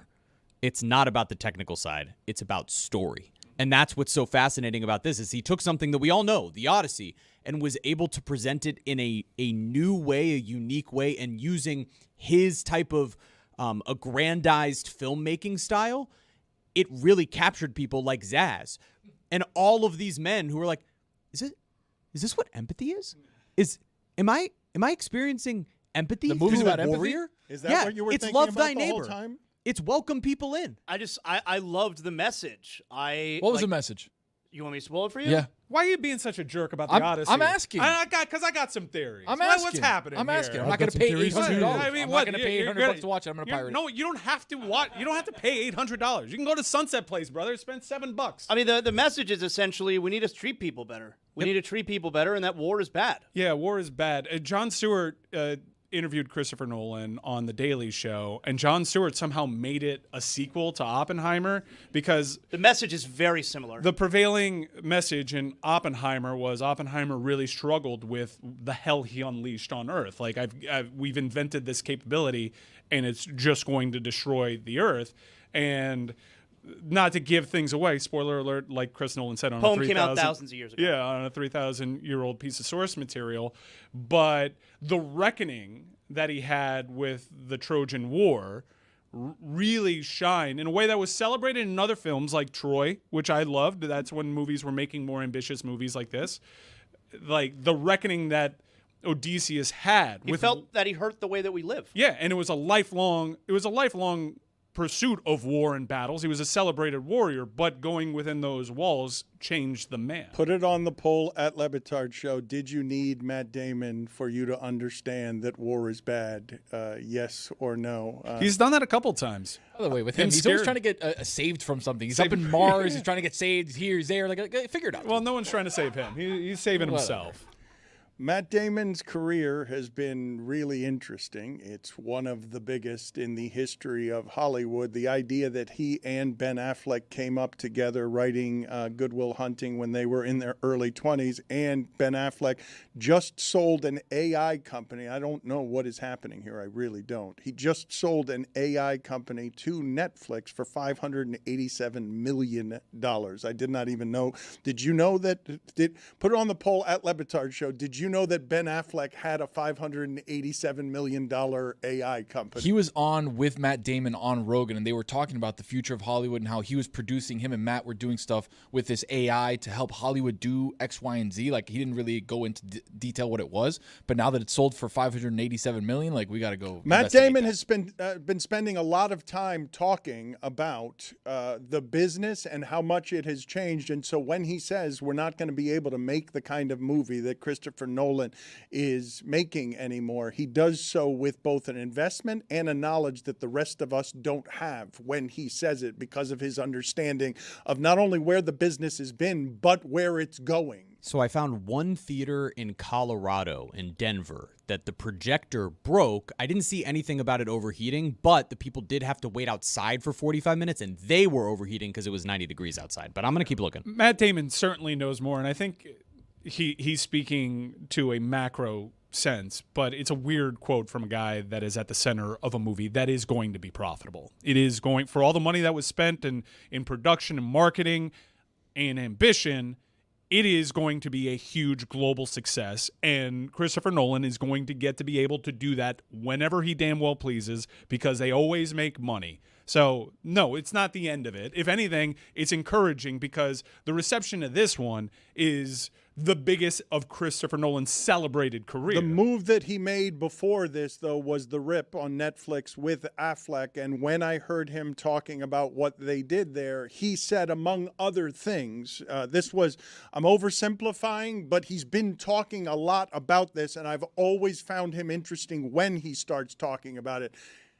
He's like, I've got to repeat the premise of the movie 8 times during the movie because of how Netflix is now doing things. I have to keep explaining to people what it is that we're doing with our storytelling. That's not what they were doing with Good Will Hunting. Like, that's not when it's still one of the most amazing things to me in the history of Hollywood that Affleck and Damon wrote and made Good Will Hunting in their early 20s, that they were able to get the opportunity to do it and that they made a movie that was that good. I do think certain filmmakers are going to be given the Christopher Nolan green light. And we're going to enter a golden age of filmmakers where those guys are the tastemakers. That becomes a conversation piece because a lot of people are uniting over the Odyssey.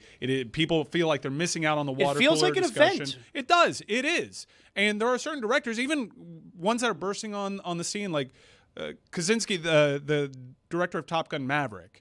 He is being given an opportunity with his Miami Vice remake that other filmmakers wouldn't. They'd go on the cheap and not make it a period piece. That's a little bit more ambitious. That's way more expensive. But he's got the box office track record to do it. And I think that you're going to see studios investing in filmmakers and trusting that. And the marketing budget will be like, this guy is going to give you what Christopher Nolan made you feel. I think part of what was or is exciting to me about the Odyssey, we've been looking forward probably for over a year when you saw that Christopher Nolan was making the Odyssey.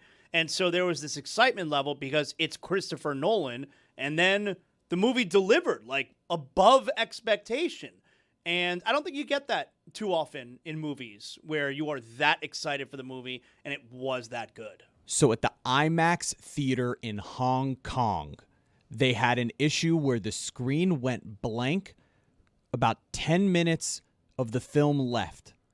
The shopping center's fire alarm was triggered shortly after. Members of the public report hearing noise and then smelling a strong odor of smoke in the shopping center corridors during the evacuation.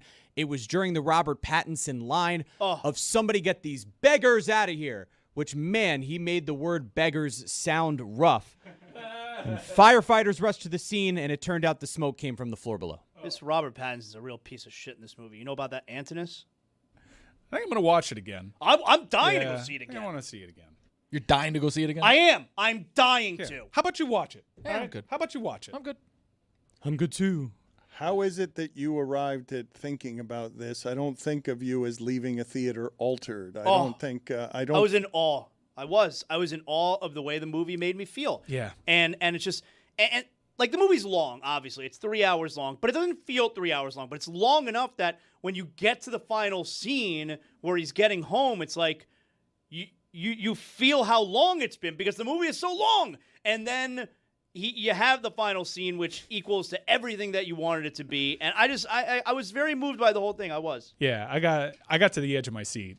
Mike said he cried. Yeah, well, anytime you have something with a dog, I would dude, never cry.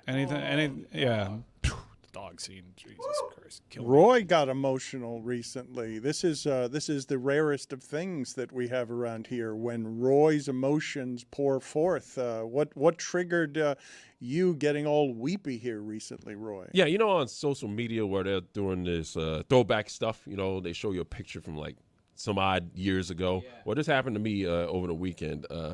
8 years ago, Facebook, this is from 8 years ago, there was a picture of Claire in a little stroller, and we have a picture of it. She was all cheeks, no chin. She was about 6 or 7 months old. That right? is a fat face. Hey, man, it's my daughter you're talking about. I'm the owner of a fat face. I'm a fan of fat faces. I've had one all my life. Yeah, she was a part of the club, except that fat face got kind of thinner because this was her 2 weeks ago at 8.5 years old. She's now 4'7". Yeah, grown up. And so how did that and so what happened? You just you saw something on Facebook and you got all weepy? I can't picture you too weepy. Yeah, because you spend a lot of time, providing for your family, making sure they have a roof over their head, and you just don't stop to think about, hey, you know, your child is growing up at this point. And that really got me to thinking, you know what? This is becoming a young woman right now, and I'm kind of emotional about this. And it's going to happen to Tony, too, as he just became a new father. It's going to happen to you, too, Tony. It already has, Roy. You're a weepy dad? I've become more of a misty-eyed dad, for sure. And Zaz is just looking at you right now and saying, I will never cry during He a movie. cried during the Odyssey. What are we talking No, I about? did not. He did not. No, I cried. Mike cried somebody during cried the during the Odyssey. Odyssey. Yeah, I cried. And it wasn't a little. It wasn't a little cry. I don't cry about dogs, though. Crying is cool. No, it is. But not about dogs. No. Yeah, like D-Money has like this whole theory that Cubans are weird with dogs. It's not weird with dogs. It's just like, Yeah, like Cubans, like that. You're an out. It's an dogs animal. are What are you gonna outside normally. Cubans are weird with dogs. Wait a minute, that's not Cubans. Oh, like D-Money did a straw poll. Cubans are more likely to put their dogs outside. I don't have a dog, so I wouldn't know. Put it on the poll at Le Batard Show. Are Cubans more likely to put their dog outside? Also put on the poll, can an Odyssey be only 3 hours long? What has happened to our viewing habits? Because this one snuck up on me, Zaz, okay? What I'm about to say is weird, and I don't know when it happened, and I don't exactly know how it happened, but it's caught me off guard. You tell me that a movie is 3 hours long, and my answer is no. Any movie, anytime. The answer now from me is I do not want a 3-hour movie. But if you break it into 3 parts and make each part an hour, I'm going to want more of that movie. If I like that movie, I'm going to want 8 parts of that movie. I'm going to want it to be like, I don't know how that happened to me, because at one point in my lifetime, if I'm watching Pulp Fiction, I don't want that movie to end. I want it to keep going for as long as it wants to go. This is actually one of the good things about having a finely tuned algorithm, because now my entire IG algorithm has been hijacked by the Odyssey in a way that only That's knows, a good algorithm. I'm not as good as yours, but it's up there. The only time a movie did this to me is another one of my favorite filmmakers, Robert Eggers, with Nosferatu, where my entire algo was Nosferatu content. And it is such a supplemental experience. I discovered that there's an Odyssey starring Armand Assante. I saw that too. And Eric Roberts plays the Pattinson It role. looked good. I'm watching that. You better believe it. I continue to get texts from people and notifications on the reporters around the news media who are telling us who's getting laid off at ESPN. Longtime SportsCenter anchor David Lloyd, Stefania Bell, the injury expert and fantasy analyst. Lloyd had been there nearly 30 years, Bell for nearly 20 years. We already told you that Carl Ravitch has been let go, and we told you as well that Ryan Clark was let go yesterday while they were taping. How are people going to feel about all of this? Because ESPN has long prided itself on the letters are what matters. The first conversations I had with anybody about us going to ESPN, all they pounded me with was, you got to care about the brand, you got to care about the brand. And all I kept saying was, I don't care about the brand. Like, it's not what you're going to get me to care about. And what's happening now is that ESPN is getting crushed for not just hemorrhaging money, paying for people, as all of these salaries have changed. Like the entire media market has changed, at least in part because ESPN has realized we don't have to pay people this way. We don't have to continue to give people $3 and $4 and $5 million or $2 million. All of you are disposable. All of you can be changed, and all that matters is the letters and the allegiance from the customer to the letters. But those customers are getting mad when some of the people they care about are being let go. And I ask you guys, how do you feel about this news? As you told me that it's not right what they did to Ryan Clark. It's not right what they did to Carl Ravitch. But I don't think there's a right way to fire people that customers care about. No, all that stuff sucks, and it sucks for the people going through it, and it sucks to the viewers that have built up a relationship. A lot of the names that you've highlighted are people that you think about it in a nostalgic way. They were part of your formidable years, but I don't think ESPN's spending less money on talent. I don't. I just think they're spending loads of money on the top end of talent. And in a way, it did kind of dilute the brand because the brand was a star-making venture. It was more about the ensemble. It was about Sports Center anchors. Now the brand is, let's farm this out to Pat and Stephen A. Stephen A. right now is as big as the brand. He is the face of that network, and they've just decided our cable television daytime programming is going to be carried by these tentpole attractions, and that is going to be we're going to prioritize salary. No, but Mike, they are doing it differently, and they are spending less money because the people that they're giving that money to are people who pay for themselves. Like the things that they're making make it so that they make all their money back on those people and have had to give those people independence that they've never given before. But the reason they're giving that independence to Rich Eisen, to Stephen A., to Pat McAfee is because the money they bring in pays for those salaries. It's the same investment that DraftKings made with us. What they pay us, DraftKings makes back because it's just what we're worth. Like we're just we've cut out the middleman. It's a deal between us and the money, and they just pay us what we're actually worth with what they can sell with their inventory. So these people that I'm talking about, you may care about their names. They're not needle movers who pay for themselves. None of them. You can replace them with cheaper models and do no damage to the things that you're televising by eliminating them. It causes a temporary outrage, but these are not people who pay for their own salaries. Like they're just not.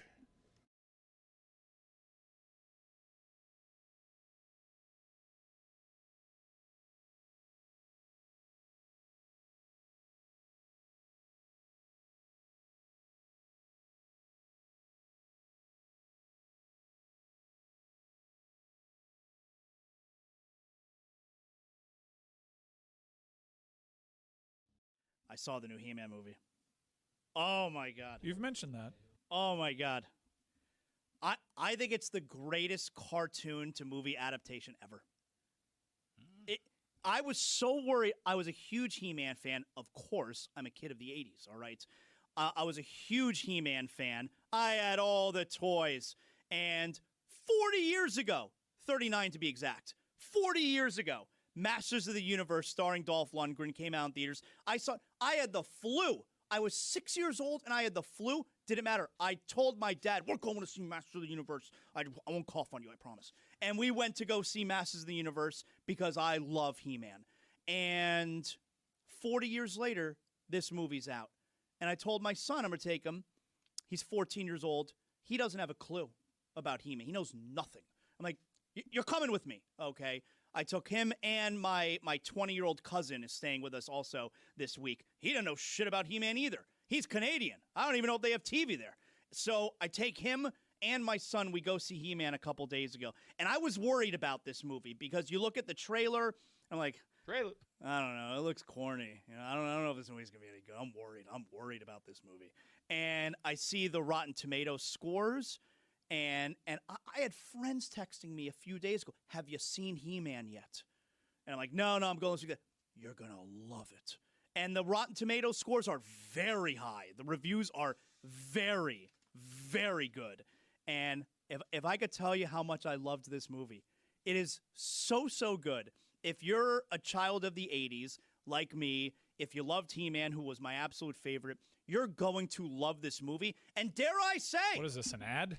Dare I say, Jared Leto, who's a terrible actor, does terrible films. He's awful. Jared Leto. Famously give awards to terrible actors. He's terrible. I'm with you, though, lately. Jared Leto. Cold streak. Is phenomenal as Skeletor. Incredible. He nails it. He's great as Skeletor. Anyway, I love this movie so much. Everything you want, it has. And it got me thinking, all right? I got a top 5 for your asses today. You ready for this? For my ass. Top 5 for your asses today. I got a top 5. It is top 5 all-time 80s cartoon villains. How are they all-time if it's just all-time. Top 5 all-time 80s cartoon Villains. You ready? So ready, Zaz. No, all I. We're getting right after Yeah. it. We're workshopping back here a theory that you talk like that because you've hosted shows by yourself for so long that you gotta have stretch. Like this is just another person I ask that a question, you create. and then I answer it with this that's voice. A good point. Number 5, Shredder. Now you know who did the voice of Shredder? Who? Uncle Phil. Oh, really? That's cool. All right. Love Uncle Phil. Shredder, the big bad from Teenage Mutant Ninja Turtles. I mean, he's trying to kill... Not only is he trying to kill the turtles are kids. They're teenagers. They're teenage. He's trying to kill teenagers. Very bad. Number 5 is Shredder. Number 4.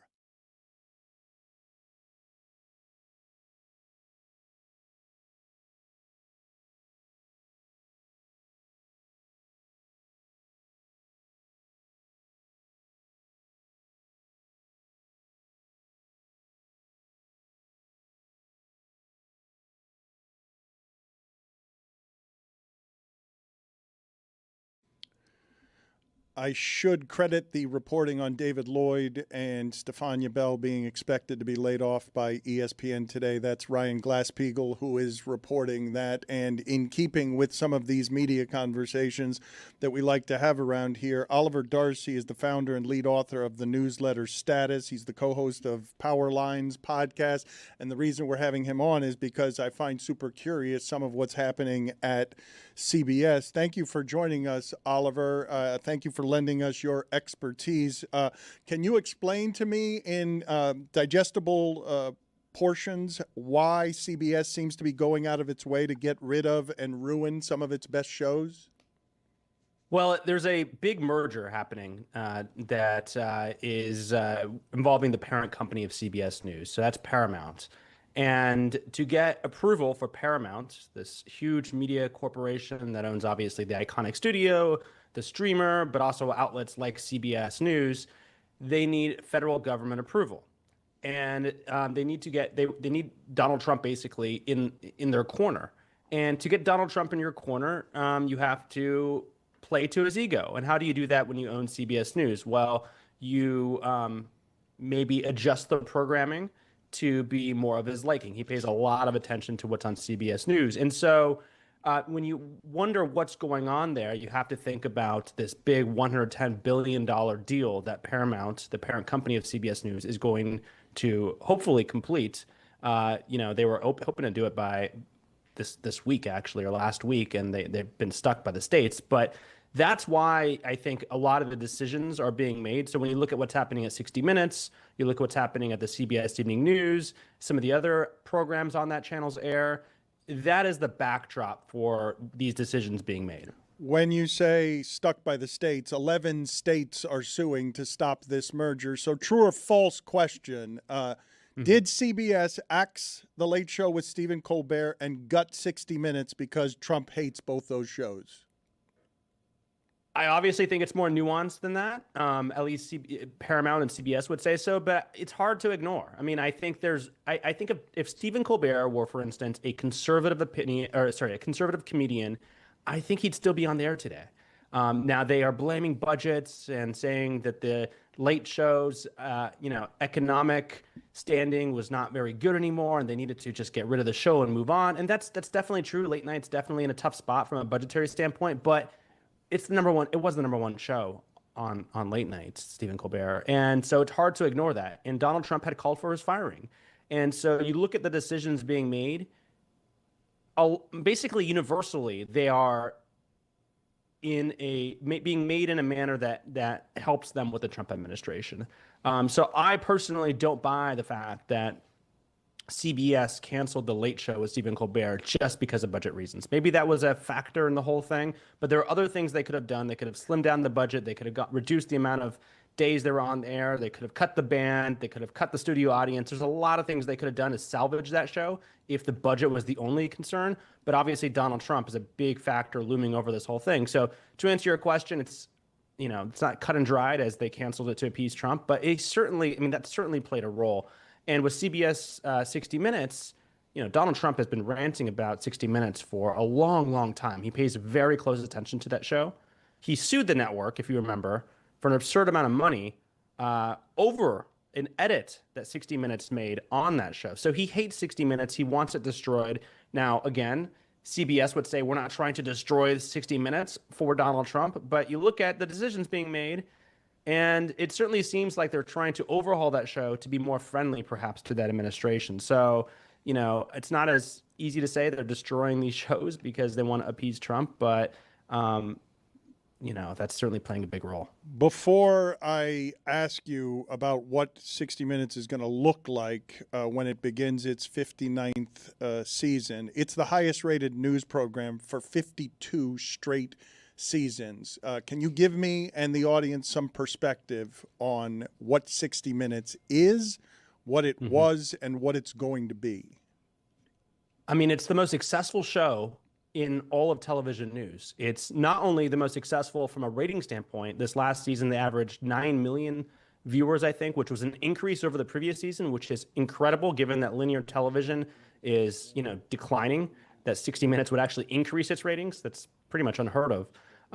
But not only were they extremely successful in television ratings, extremely successful on social media, but they've been critically acclaimed. This show rakes in so many Emmys for CBS News. It just won Emmys in the this last year, actually right before they did some of these firings. And so from, in television news, it's considered the crown jewel of journalism. All the other networks, ABC and NBC, CNN, they'd all love to have a show like 60 Minutes. And it's been a powerhouse, not only just, recently, obviously, but over the last several decades. It's, done a lot of important investigative reporting. It's unearthed a lot of corruption, and people have grown up with the show. I think that's another thing. People have watched 60 Minutes, heard that clock ticking for many, many, many years. I think, my wife, for instance, has memories watching that show with her parents. That's when she first started watching it, and we still watch it every Sunday. And so I think it means a lot of things to a lot of people. It's, it's a part of their routine. It's been baked into Sunday evening for a long, long time. And to see these correspondents who they very much feel like they know, they're in their household every week, being fired without cause in many cases, and to see the show being radically overhauled when it is so successful, it doesn't sit well with a lot of people. Barry Weiss had no broadcast news or managerial experience and has come in feeling like she needs to fix 60 Minutes. So tell me, is Scott Pelley right when he says, quote, she was brought in to kill 60 Minutes? Those are really tough words by Scott Pelley. And also, it's funny you say she was brought in to fix 60 Minutes. The show wasn't broken. This was the most successful. This is like having a Lamborghini in your garage, just, fresh out of the dealership, and saying, you know what? I need to open the hood and just replace some parts for no reason. You're like, you have the fastest car in the neighborhood. Everyone around the neighborhood is looking at your car and saying, wow, that's a fast, beautiful car. And you have it in your garage, and for whatever reason, you just start tinkering with the engine and maybe giving it a new paint job. And you're like, what is going on there? Why would you do that? That makes no sense. I think that's sort of what's happening in 60 Minutes. It wasn't broken. It was a perfectly well-running show. It was the most successful show. In terms of what Barry Weiss was brought in to do, look, again, I don't want to be acting as her spokesperson, but I think they would disagree and say they want to improve the show and ensure that it has a long life after linear television is over. The problem for them is that this show has already been doing really well on digital. So when they say we want the show to be better on digital, which is why they would claim that they're overhauling it, you say, well, Paramount and CBS just put out a press release like a couple months ago touting how well the show is doing on YouTube, how well it's doing on TikTok and Instagram, saying that it's growing at a very fast rate on these platforms. So their explanation for overhauling it doesn't really make sense. I think that's why Scott Pelley and others are saying that Barry Weiss was brought in not to improve the show, because the show didn't really need improvement, but to destroy the show. And then this all goes back to Donald Trump, because Donald Trump wants this show destroyed. He doesn't like the institution. He doesn't like being held accountable every Sunday evening when he knows record audiences are watching. He wants the show gone. And, again, it's very difficult to ignore that context when looking at what's happening at CBS News. Yes or no, 60 Minutes still exists a year from now? Yes, of course. Whether it's the same 60 Minutes, though, that everyone knows, I think that's the open question. More likely to be so in 3 years or so. Barry Weiss is still running CBS News, or 60 Minutes is gearing up for its 62nd season? That's a tough one. I have a hard time imagining that Barry Weiss will be running CBS News in 3 years, but crazier things have happened. At 60 Minutes, I'm confident will be around for a very, very long time.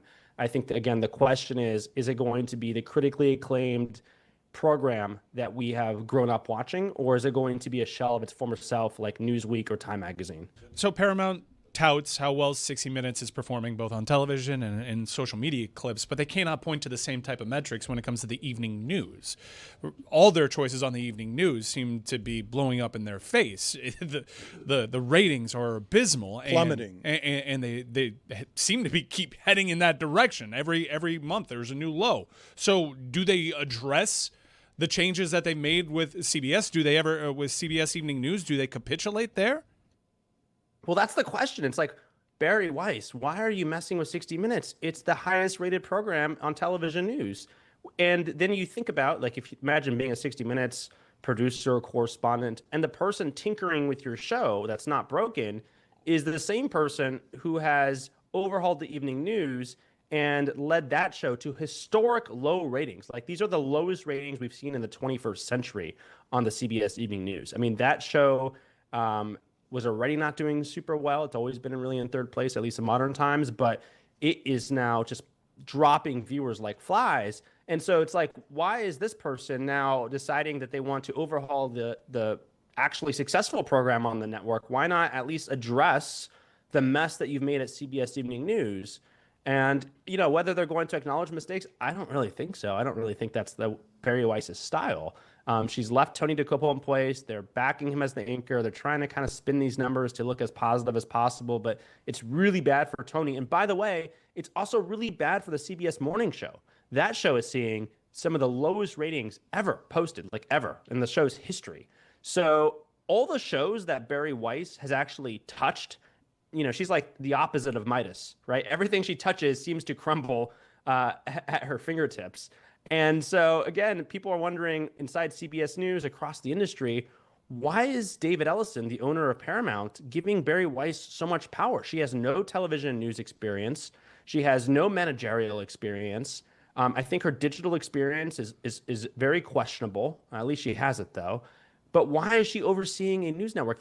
She used to brag to people, according to people I've talked to, that she didn't even own a television.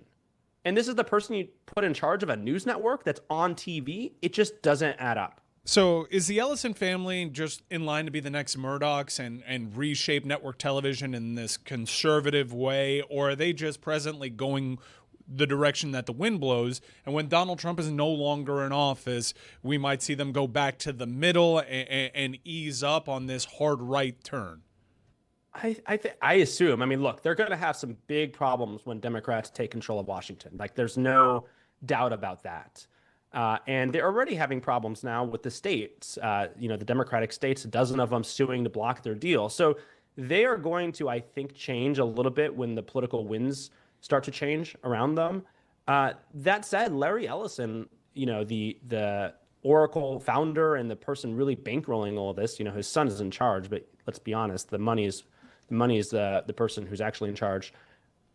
He's a conservative.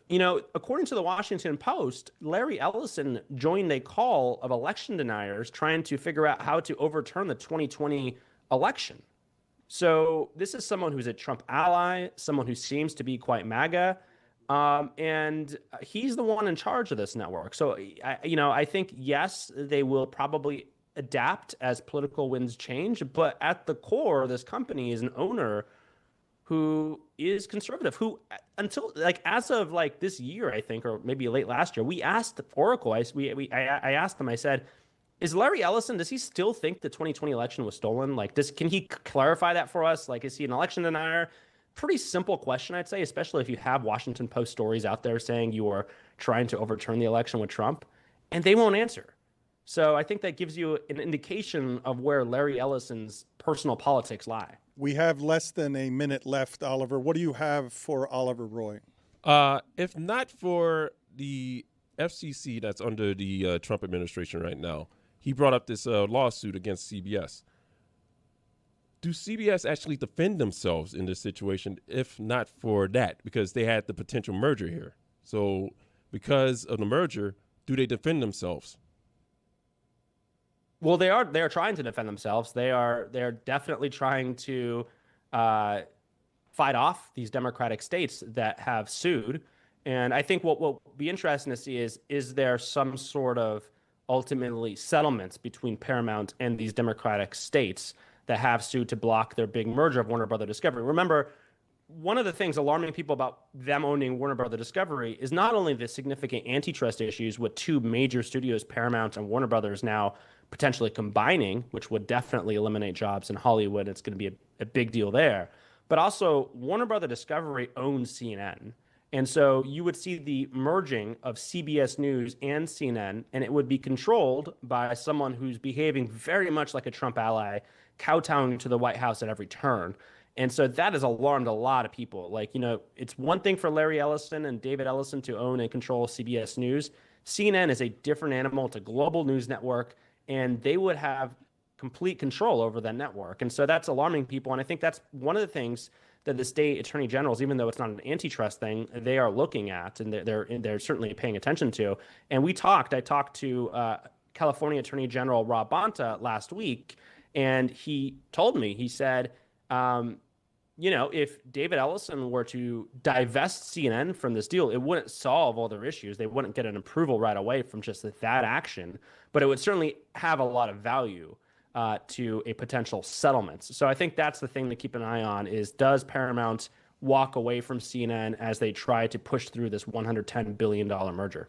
His newsletter, it's well reported. It's called Status. If you want to subscribe, his podcast, Power Lines, wherever you get your podcast. Thank you, Oliver. Appreciate the time. Thank you. It's been a blast.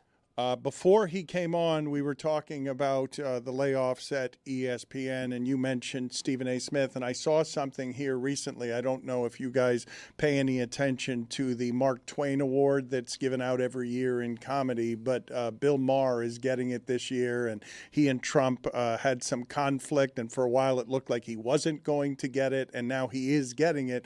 But it is a star-studded affair that ends up getting televised by Netflix, at least in part, because previously when Jon Stewart wins it, a bunch of comedians show up to support their friend, the comedian, and they all do a show that's a comedy show in honoring whoever the comedian is. The problem is that Bill Maher has very few friends in comedy, so Stephen A. Smith is among the people who are going to be presenting Bill Maher, because Stephen A. Smith, in his political turn, has ended up on that show a few times, and they've, I guess, become recent friends. But Bill Maher is one of these people that Norm Macdonald used to look down his nose at, because he's like, do you want to be a comedian or you want to be a smart guy?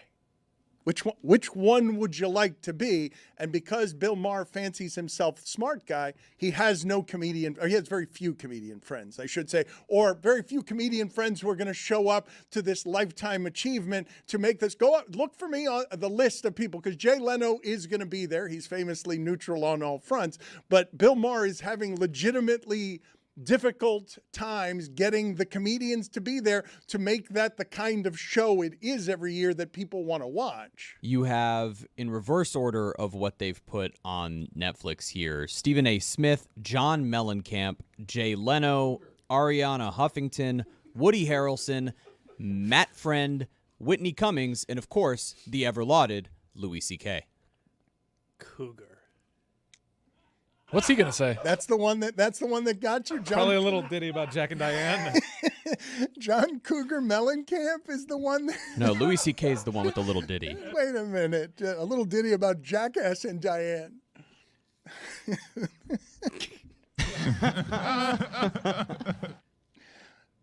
Yeah, the previous one was the Conan O'Brien Mark Twain Award, right? That one was dystopian. That was like, all right, they're letting us have this party. It's probably the last one for a while. Conan O'Brien, though, is universally sort of beloved throughout the industry because of just his generosity, his kindness, his demeanor. And so look up comparatively the guest list.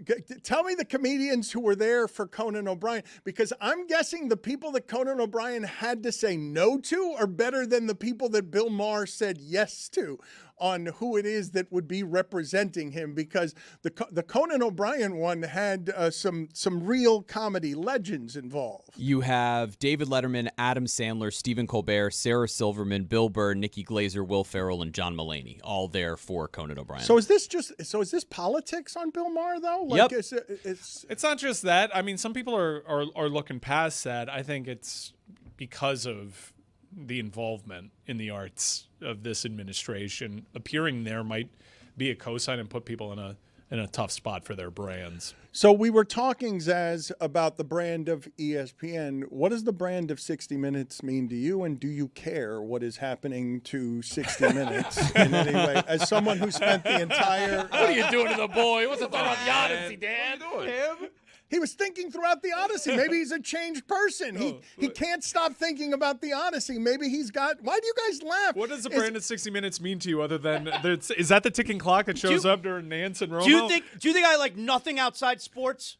Only Very sports. few. Yeah. Sports are Very the few. only You thing that like goes on in my movies? head. You like Pearl Jam? Yeah, that's right. That's right. The Odyssey? I like other things. I'm not dumb.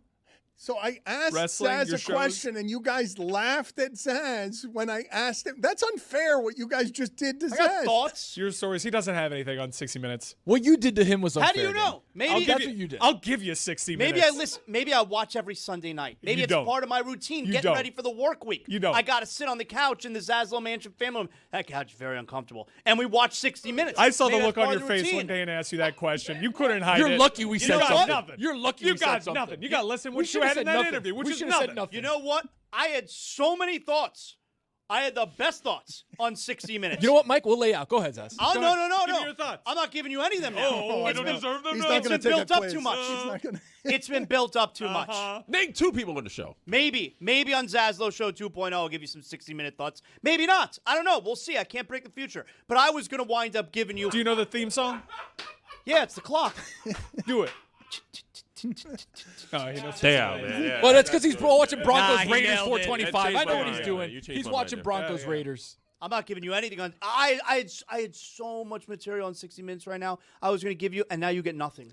You go home, and you will think about, wow, I wonder what Zaslow thinks about 60 Minutes. And you're not going to get it now.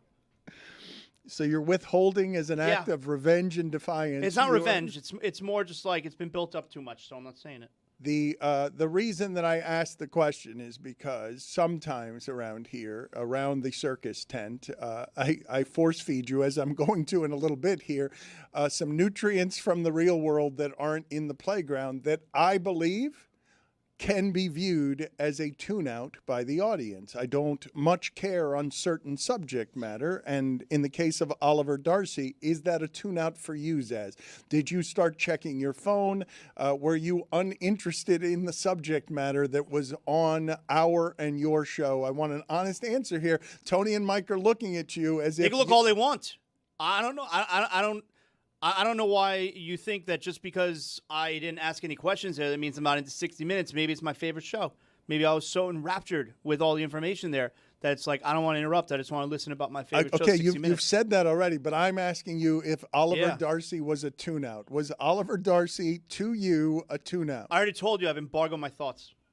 So all thoughts, you're embargoing all your thoughts. So I can't ask you any follow-up questions. All your thoughts on 60 Minutes are now embargoed. If anybody wants them, they should get them on Zaslow 2.0. Zaslow Show 2.0. With. Why do he look like he was in Transylvania? The sun didn't move in 45 minutes that he was on with us. It just stayed the same. Dark cinematic He was back like there. Widow's Bay. I feel like Renfield's going to grab something off his desk. You think he shot that in IMAX? What do you think is going to happen here with Jeff Berardelli when I start talking about climate change and El Nino? Manager for the Tampa Bay Rays, isn't he? You think? Are you confusing him with Rico Baldelli? Rocco? Rocco. I'm sorry, my bad. I thought we were getting an Italian baseball player today. Yeah, what happened? Who's this guy? That's why, man. Oh, no. Zaz is gonna have plenty there though. Let me see.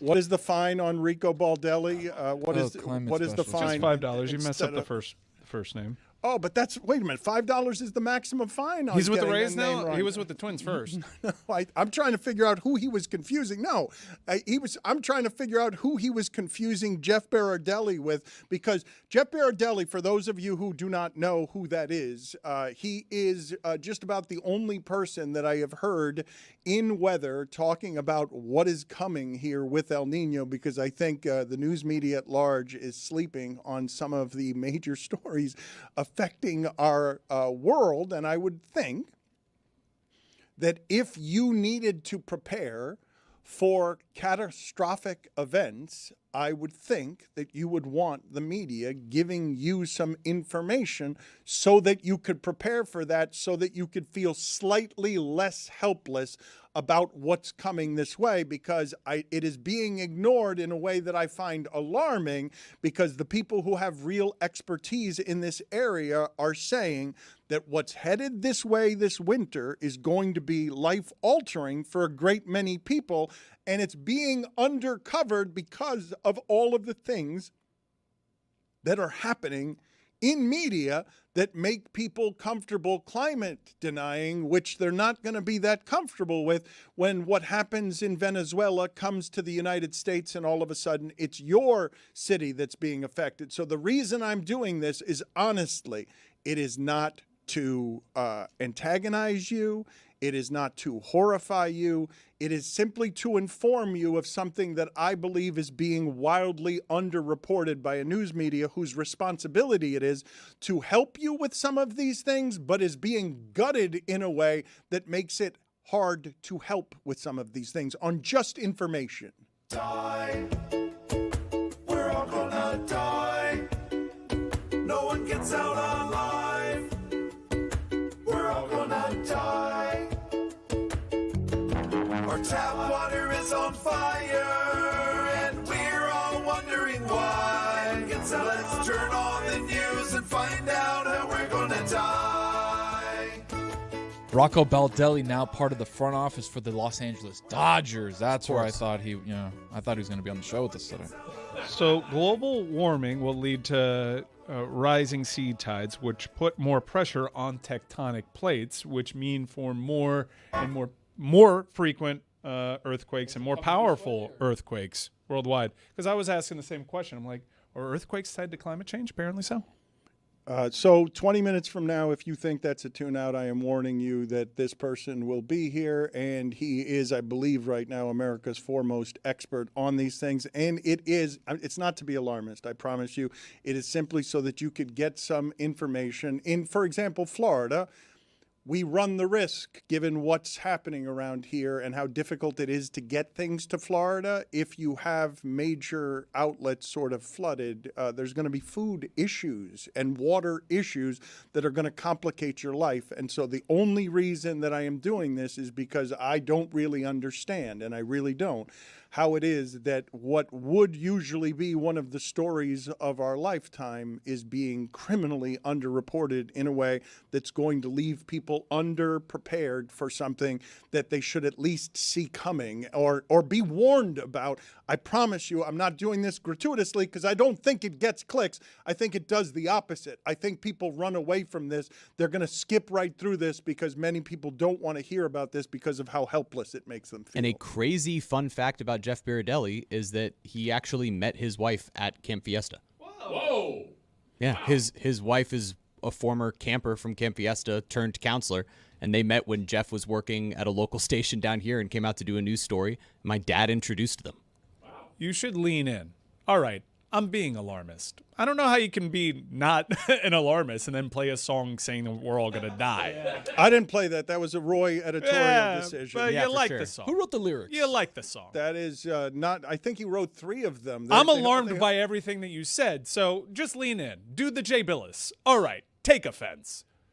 I don't think that this is something that I get rewarded for in any way. Usually when you say of the news, it bleeds, it leads, it's because the news you think is doing something simply to get your eyes on it. I'm doing the opposite of that. Like, I believe that these things are largely a tune-out, and yet I insist on doing them even though what are the rewards? The rewards are, you guys think I'm rooting to be right on climate change. You've said when you show video on a Friday You're rooting to not be wrong. No, I'm not. I wish to be. This is the most I've ever wished to be wrong. I've never wished to be wrong. I hope all the climate change deniers are right, and that when they say, no, we're not doing any damage to the earth by taking all its oil. That'll be really embarrassing for you. Yeah, and then I will be wrong in firing. You'll basically be Chris Cody. Yeah, I'll be wrong for firing Chris Cody as the leader of a media company who gets it wrong. But look, me getting this wrong, it's almost the opposite, I think, in some ways of Chris Cody, because you guys argued on behalf of Chris Cody gets all the attention here and there are no consequences to being wrong. Me being wrong saves everybody's life. Me being right here. Hold on. You being wrong saves everybody's life? Okay. So, there are a lot of people that have kind of tapped out on this, not because it's not something that they don't care about. I'm worried about this, too. Consider me alarmed. I'm going to vote that way, and we'll see if it works out. But I think the resignation that I have at this time is, well, whatever we got in place is only making this worse. So, yeah, you're telling me that things are going to be bad. I got to prepare for them. I kind of know that. I feel hopeless. Okay, so let me just put some context on this for you, just so that you understand where portions of my life have been lived for, I'm going to say, the last 5 years. You've heard me say here that we have talked about what our show's friendship is with Adam McKay. He has put me with a great many climate scientists so that I can be more informed about this. I would say that Adam McKay has largely gone a little nuts over the last 5 years because he made a movie thinking that his art and ego as somebody who was responsible for a decade of comedy in the movies, he made a movie during the pandemic trying to warn everybody with all of America's major stars in it, hey, the world's going to end here. It's a pretty big news story. We should be paying attention to the fact that climate scientists are like moving to the Northeast and learning how to hunt and fish because the numbers that El Nino brings suggest the kind of calamity that we've never seen on Earth before. When that person makes a movie where he's dedicating his life in the arts to making something to get America's attention and it doesn't work, he feels pretty alone with the knowledge that he understands the news media is not covering this correctly. It's kind of the biggest story of our lifetime, and we're not covering it. Zaz, are your thoughts embargoed here? I probably like John Wertheim the best, to be honest with you. Embargo back on. What are you looking at on your computer? Don't worry about what I'm looking at. What Don't worry about that. While we were talking, Don't worry about that. What were you looking at there? Was I looking at the reporters on 60 Minutes? Maybe. Who's that guy with a mustache? That's Bill Whitaker, dog.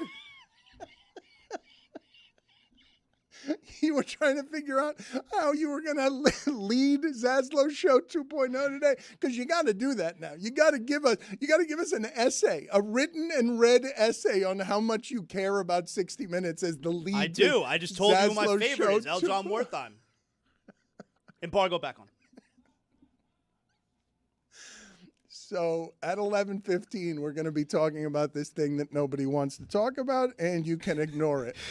Unless LeBron has the courage to make his decision, and then we'll blow this out. So, honestly, you can't blame us anymore. This one's on Braun. This entire day of programming on Braun. If we were to go back to what it is that America put on display at the end during the World Cup, I ask you this question sincerely. Are we done with the buffers? No, God, no. Are you insane? Bruce and Michael Buffer, still titans of the industry, still somebody who you can go. We were out there with Bruce Buffer in Vegas. Dan, you should see the way that he moves. Oh, my God. Walking through the crowd, no security, no nothing. He just does his thing. He is on command. He saunters. He saunters. He really does. He's kind of like, not McGregor as much as back, but like a little bit more forward. But he's walking around, and you're like, oh my God, that's Bruce Buffer. Comes in, gives a hand, high shake, a little kiss, does his thing. Incredible. No, I'm not done with him. Maybe you might be done with him, and you're friends, but I don't know. Not us. No, I'm a Bruce Buffer guy. I still get up for the Let's Get Ready to Rumble, though Michael Buffer is aged. He has. What a crazy story. That's a great story. Crazy Do people story. know that story? What a crazy. Do I you don't know think the it's story? believable. What do There you are. know? No, no. What does this guy know? Well, wait a second. You, of all people, to not be skeptical with this story. It's pretty unbelievable. They're in the same line of work. Yeah. You kidding me? It's not believable. He didn't know. They're both like the They didn't voice. know. They didn't know. It's like, hey, wait a second. I know that. I that mean, name. I believe it. I've seen specials on it. Didn't quite cry. I met the Came man. close. Met the man. I hugged him. Came close. It's a beautiful story. Put it on the poll at Le Batard Show. Does Bruce Buffer saunter at Le Batard Show? Because he does. He does walk a little bit like Conor McGregor. I think in some ways he has passed his brother, even though his brother has copyrighted "Let's Get Ready to Rumble." And Very anytime You just Very cost us litigious. Be $3,000. every Be time careful. someone says that it's his, it's Michael. I'm crediting him. I'm telling you that Doesn't it's his. matter, It's yeah. not That's mine. not how it's it works. his. I don't know if that's You how it can't works. sing "Hey Jude" and credit the Beatles and expect to not be Yeah, sued. they're litigious. I didn't say it his way. I just said so. So You you're can't say saying- the words. So you're saying you guys are Let's saying get- I don't think you guys understand how copywriting works. You guys are telling me that because he copyrighted, he's the only one allowed to say it in public. That's what you're saying. It's like Exactly the what it means. Pete. It's like, Yeah. you can't say that. You don't could do say it, but you have to give him money now. Yeah. Has Bruce Buffer passed Michael? Because he's Yeah. been. Nah, not for me. Really? 'Cause No, you're an but, older but I'm generation than I older. am, Yeah, I'm older. Like there was nothing, man. Like it's legit. When Michael Buffer came out and said those words, you knew that you were either watching a big time heavyweight boxing match or a Halloween Havoc. I don't even know what that is. He sold the rights to that phrase, the Halloween Havoc. That was a WCW deal. That's Bill Whitaker, dog.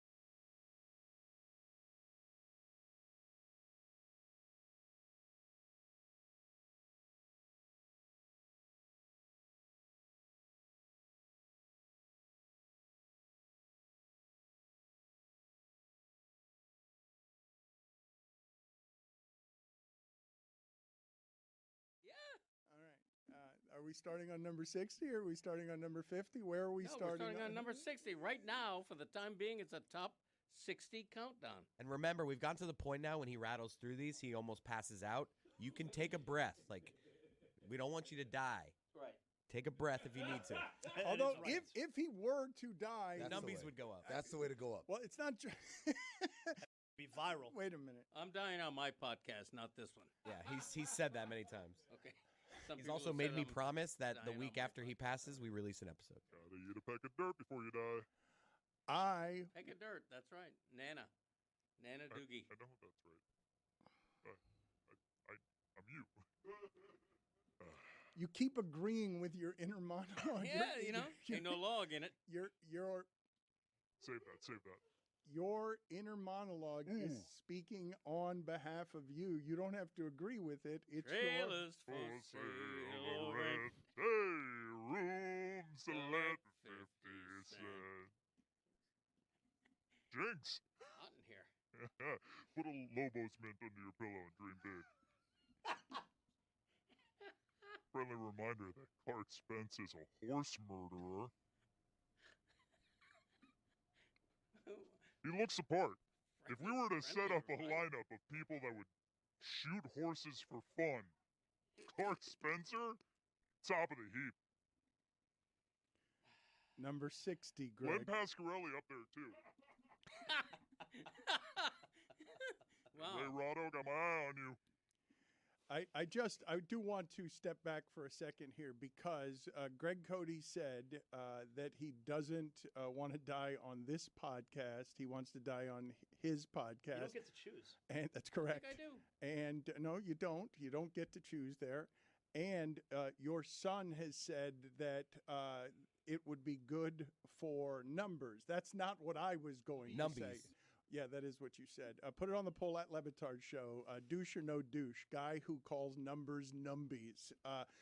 What I was saying, though, is that as you go through this list on our show, it's not for ratings. I believe that your father, if I gave him his choice on preferred ways to go, instead of asphyxiation or being punched in the face till his death, high on the list would be while reading his catchphrases to an international audience. Why are you shadowboxing?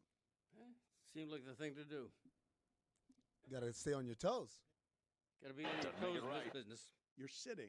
Hold on. 17 is great. Hey, that's what I'm talking about. I don't appreciate it. It makes Zaz furious every time, but it makes it makes Tony so happy.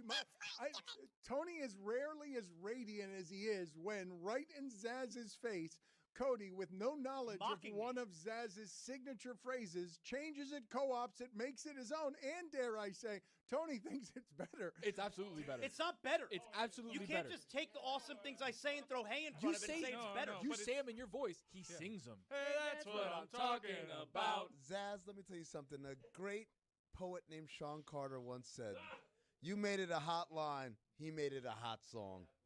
Wow. There you go. Look into what else he said. I agree with that. Hey, that's what I'm talking about.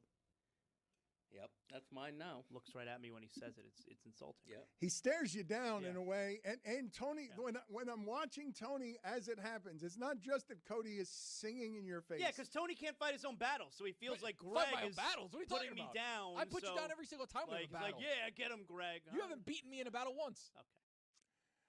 You got cucked on a catchphrase. Greg Cody is serenading Zaz with a stolen song. That's insulting enough. But more insulting is the fact that the group thinks that he's bettered one of Zaz's signature catchphrases. Zaz has fewer. He doesn't go with 70 catchphrases. Zaz has maybe 6 or 7, and that's one of them, and it's high on the list, and Greg has stolen it, and he sings it, and you guys like it better. The way I see it is Greg Cody is posting up Zaz on the low block. He's posting him down, right? He's got him pinned, and I'm here dribbling the ball, and I'm like, I got to give the ball to Greg here. So I feed him down low. Greg hits him with the drop step over like a Wemby elbow and then slams it on. The way I see it, Tony, is you're sitting on the end of the bench with your warm-ups on because you never get in the game, and you're rooting for someone else on your team to do the dirty work.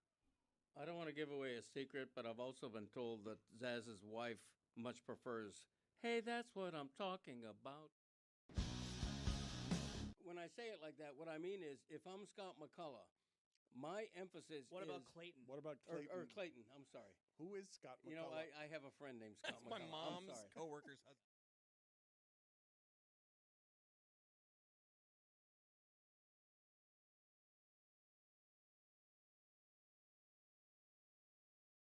Die. We're all gonna die. No one gets out alive. We're all gonna die. There's a parasite in my salad. Diarrhea up to my eyes. Let's turn on the news and find out how we're gonna die. The Red Sox beat the Orioles last night. They came back to beat the Orioles. The Yankees, I don't know if you have seen what's happening with Aaron Judge, but they say as part of his rehab, he can't use any of his upper body. Just as part of how he's rehabbing, there's nothing that he can do with his upper body as the Yankees are trying to hold off the Red Sox that have now, I think they're 21-2 in the last 3 weeks. They won 13 or 14? 14 in a row, and swamped the Rays in a 4-game series who have been ahead of them all season. I don't even know what an injury has to be for I thought he was going to be back already, and I don't know how it is he gets back when part of his rehab over the second half of the season is he can't use the upper half of his body. What's he going to do, become a soccer player? He's older. The whole thing is so weird because everyone anticipated that he would be back sooner, and now it just seems like they're drifting without him, and the American League is terrible. Like, the Rays are good, but even they've played okay over the last month or so. The American League is not good. This was a year that the Yankees theoretically could coast to the World Series. And without Aaron Judge, they're average at best as a team.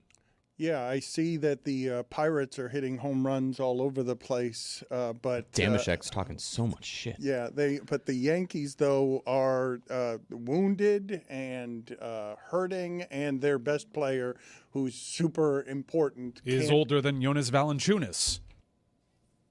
I mean, he's an older guy. This is how it happens at this age. Been in the league for 25 years. He's older than Jonas Valanciunas. Some people are sending me because obviously the media people in my life are noticing what is happening to the industry when Ryan Clark is being fired during a show yesterday.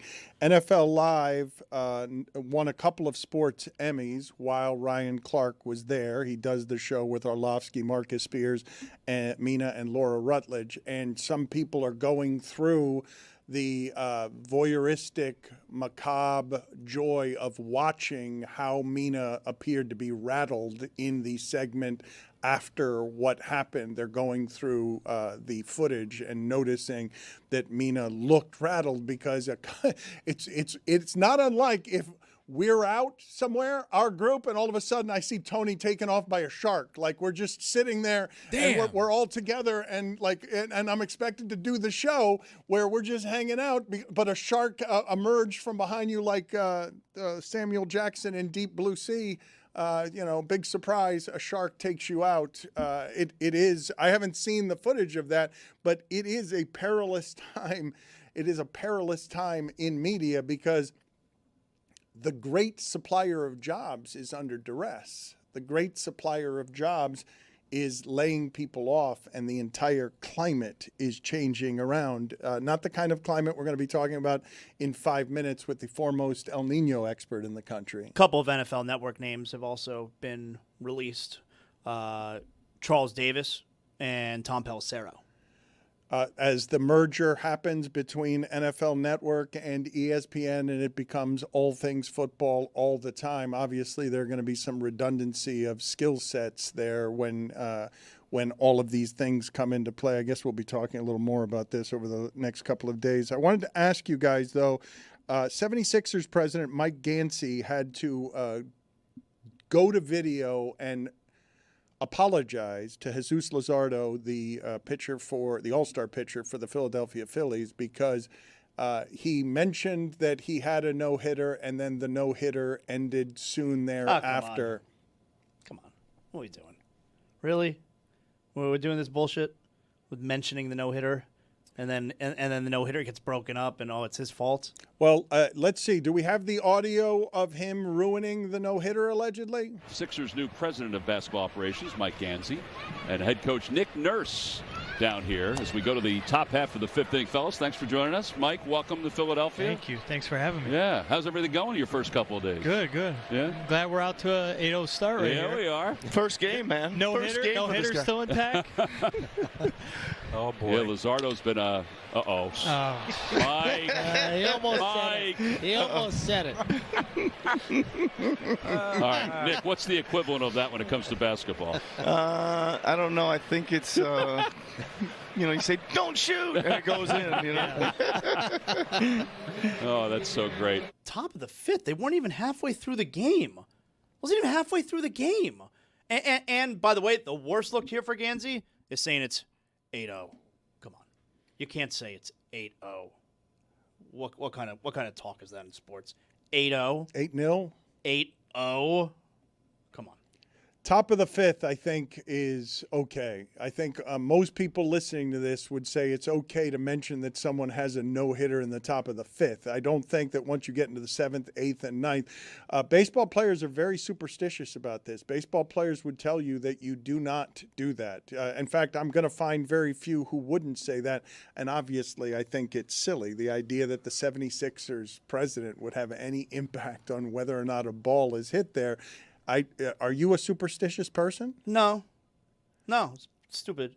Do you understand superstition in sports? Because Jeremy will tell you around the Marlins and around baseball players, like all of them think that you don't mention this stuff. I saw Paul Skeens was quoted as saying you absolutely do not mention. So you think when a pitcher has a no-hitter, okay, and a pitcher ends up completing that no-hitter, you're telling me no one in the ballpark once uttered the word he's got a no-hitter? It's butterfly effect. No one in the ballpark and no one watching the game either uttered for a moment said pitcher currently has a no-hitter. Maybe they That's did. never happened. But you don't want to be the one that throws it off. Okay. But You can't mention it on a public that's not what I'm platform. saying. That's a totally different thing. That's what I'm saying. You're sitting with your boy and you're having a conversation and you're like, hey, I noticed something on the scoreboard. That's a different thing than the announcer or someone in the booth saying, hey, there is currently a no-hitter going. And there are some announcers. The announcer's job is to tell the listener or viewer what is happening in the game. And maybe you tell them, check out the scoreboard. Check out the box score.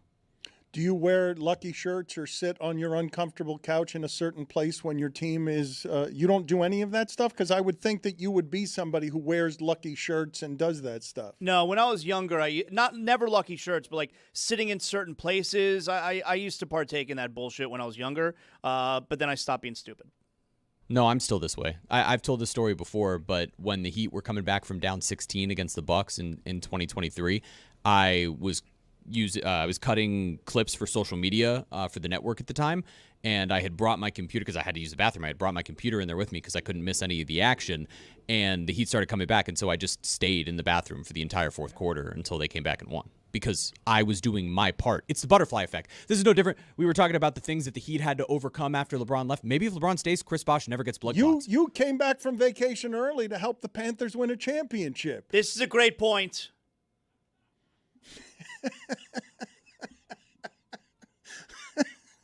Jeff Berardelli is with us, and he is from Tampa Bay. He's the chief meteorologist and climate specialist, and he is one of the few people I hear anywhere in the media talking about El Nino, Super El Nino, and really unprecedented times. So thank you for joining us, Jeff. Before we get started here, Glad to be here. Before you explain, I'm glad you're still here. I don't know for how much longer because it seems like all of us are going to perish soon.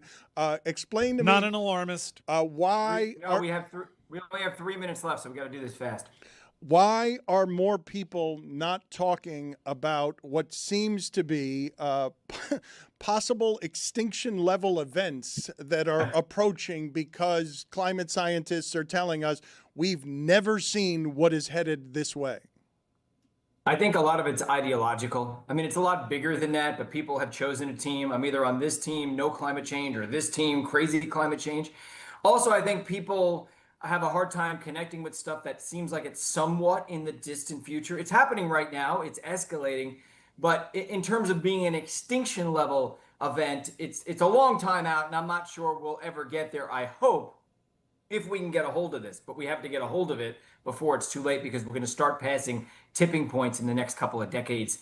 And essentially, they're points of no return. And then after that, things really get worse fast. Well, what is El Nino? Explain it to people, not in the weeds in terms of the water warming, but what's coming this way? What's coming this way in the near future, not in the distant future?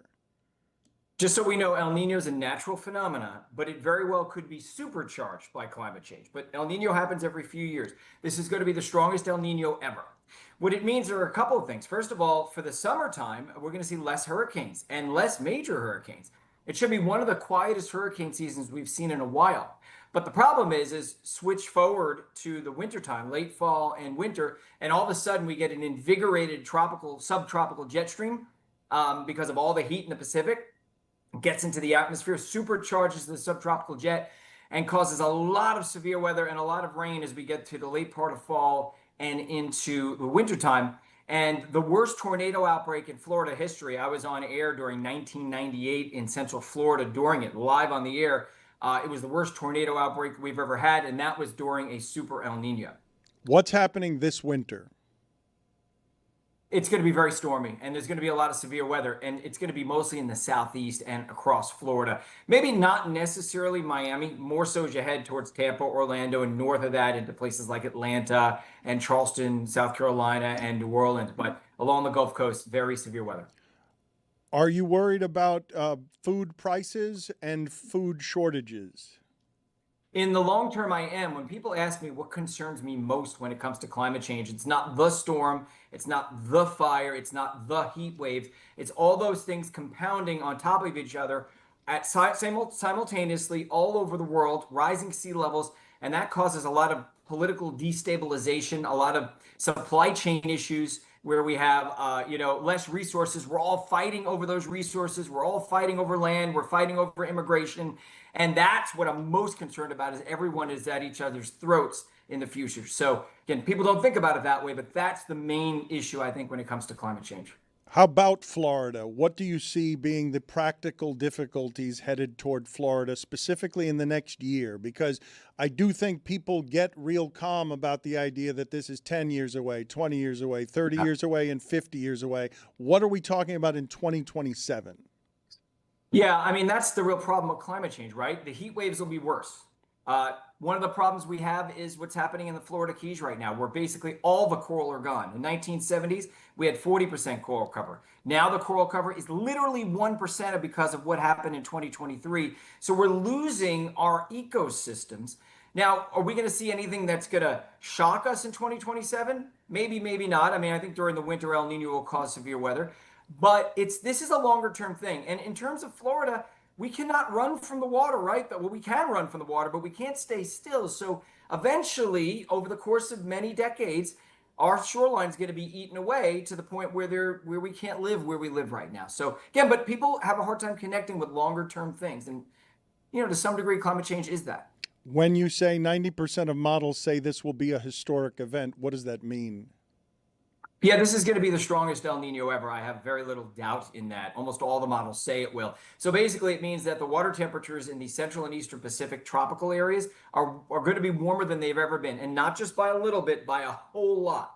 We see El Ninos every few years, right? This is going to be the strongest ever. So we're going to see unprecedented things happen around the world. We're already seeing that in Europe, and it probably has at least some linkage to climate change. We're going to see a very severe hurricane season in the Pacific. But for us, actually, during the Atlantic hurricane season, it means it'll be quieter. So there's lots of different impacts. I think the biggest impact for Florida and the Southeast U.S. is going to be what happens late fall and winter. We're likely to see a lot of severe weather. What does that mean, the intensity of it? When you say severe weather, what does that mean? Tornadoes. A lot more tornadoes than we would typically see. And what it's is going to be, I think, yeah. And what does that mean? Like, where? Like, I understand that you can't pick exactly where, that this is difficult, but for people who haven't experienced tornadoes, in my lifetime, Florida tornadoes, that's not a thing. I'm not sitting around fearing tornadoes in Florida. No, not Kansas. So this would be anywhere from Texas through the Gulf Coast, New Orleans, Pensacola, down to Orlando and Tampa, and maybe even Miami too, and the southeast around North Carolina and South Carolina. So those areas that don't get usually as many tornadoes as they do in, let's say, Oklahoma or the Mississippi Valley, everything shifts south and east. And so all of a sudden we end up with much stronger tornadoes and more frequent tornadoes than we otherwise would see. It's not a definite, but it's most likely going to happen just simply because this is an unprecedented El Nino that we're going into this winter. When I present to you the New York Times headline, "Is climate change supercharging El Nino? A debate rages." Do you believe that a debate is what should be raging, or do you believe you have facts here? No, this is a debatable topic only because El Nino is a natural thing. Climate change is an unnatural thing caused by man. But this is going to be the strongest El Nino by far. And so it is likely that all that heat that's been stored up for years and years in the Western Pacific, some of that is due to the excess heat trapped by greenhouse gases by humans. So I do think likely we will find pretty soon that El Nino is going to be supercharged by climate change, but we need to do more research to be sure. So yes, I think it's something we should talk about and research for sure. But are you sure? Where do you stand on the connection between climate change and El Nino's intensity as you continue to say this is going to be off the charts? I cannot be sure, but I know due to our seasonal models that it's going to be an off-the-charts El Nino. Two separate things, right? I can't be sure that climate change is making it worse, although it probably is. We need to do research on that. But one thing I can say is our seasonal models, which have become really good at forecasting, almost all of them indicate a historical worst El Nino we've ever had. And yes, there's a possibility that some of that is due to excess heat trapped by climate change in the Pacific Ocean. You say all of this matter-of-factly. You say this rather stoically. Are you scared? No, and that's the thing about me. I don't really get scared. I'm a scientist. Of course, I can be scared. Lightning scares me, I will tell you that. But generally speaking, no, I'm talking about this through the lens of a scientist, someone who I find this very interesting, but I also find a lot of moral and ethical flaws in the way that we're treating the Earth right now, because it's going to come back to haunt us. How do you feel about how it's being covered? How do you feel like the nutrients that the public is getting dispensed? Because I believe that this is all being underreported.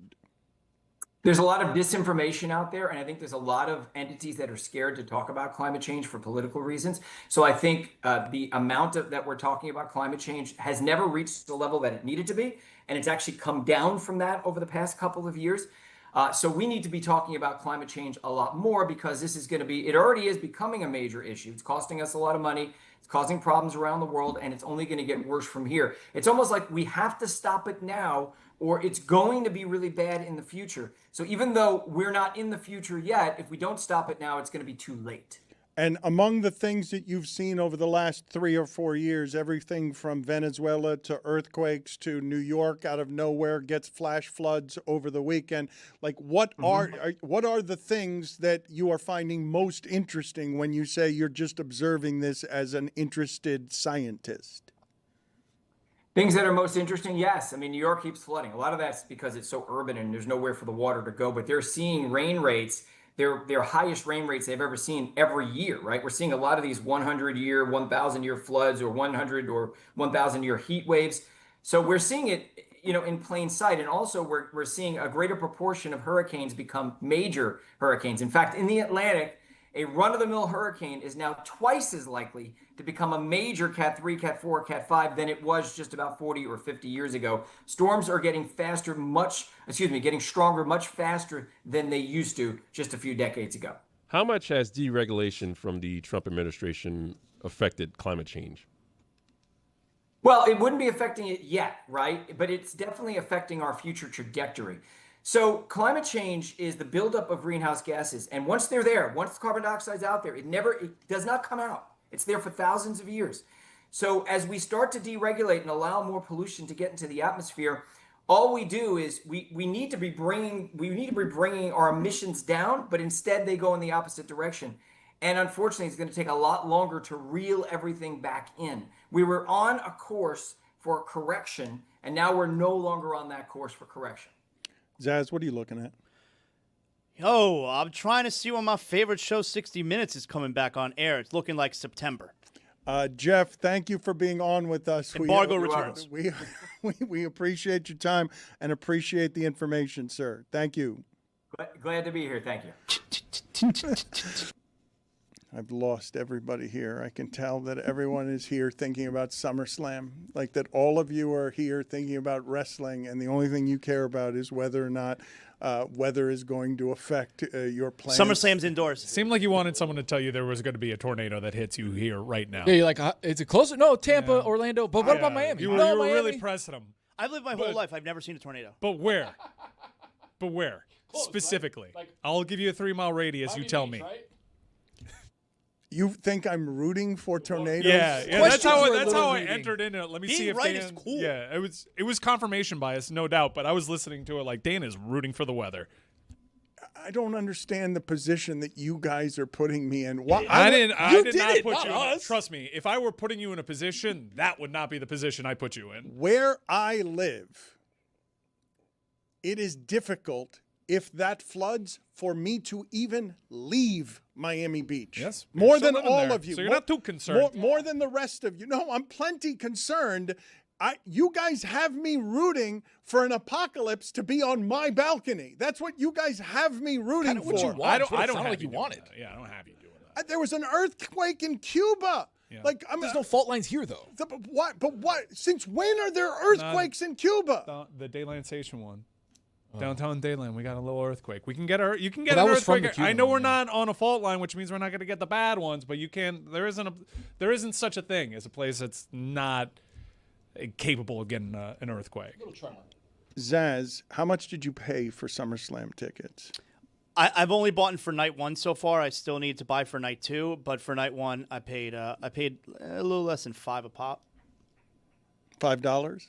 No, add a couple zeros. Well, I think they're going for $5 now. They're not going for $5 right now, but they have marked certain tickets to $25 with the fees, of course, because it's a total racket. It ends up being $43. So $43 a ticket. But listen, when your boy goes to see wrestling, he's got to sit ringside. So those $43 seats are not for me. But all right, so you got really good tickets Yeah. for $500. Yeah. What were those prices for WrestleMania? It's a great question, actually. The seats that I got for SummerSlam, which is in 2 weeks in Minnesota, those seats for they really have reduced prices. There's been an incredible amount of negative feedback, deservedly so, for how much these tickets cost for WWE events. And the tickets that I'm sitting in, at least for the first night for SummerSlam, which cost me $500 each, for WrestleMania just a few months ago would have been probably about $2,500. Like, it's absurd. That's not just them bowing to pressure. That's the market dictating the new prices. Yeah, and as of just a few days ago, the sales for SummerSlam, very poor. Embarrassingly poor. It's in a stadium, Dan, which, if they wanted to use the whole... Or actually, just for context, last year, SummerSlam was in MetLife, and they sold 50,000 tickets per night. Great crowd. As of a few days ago, they'd only sold... And this is a comparable stadium...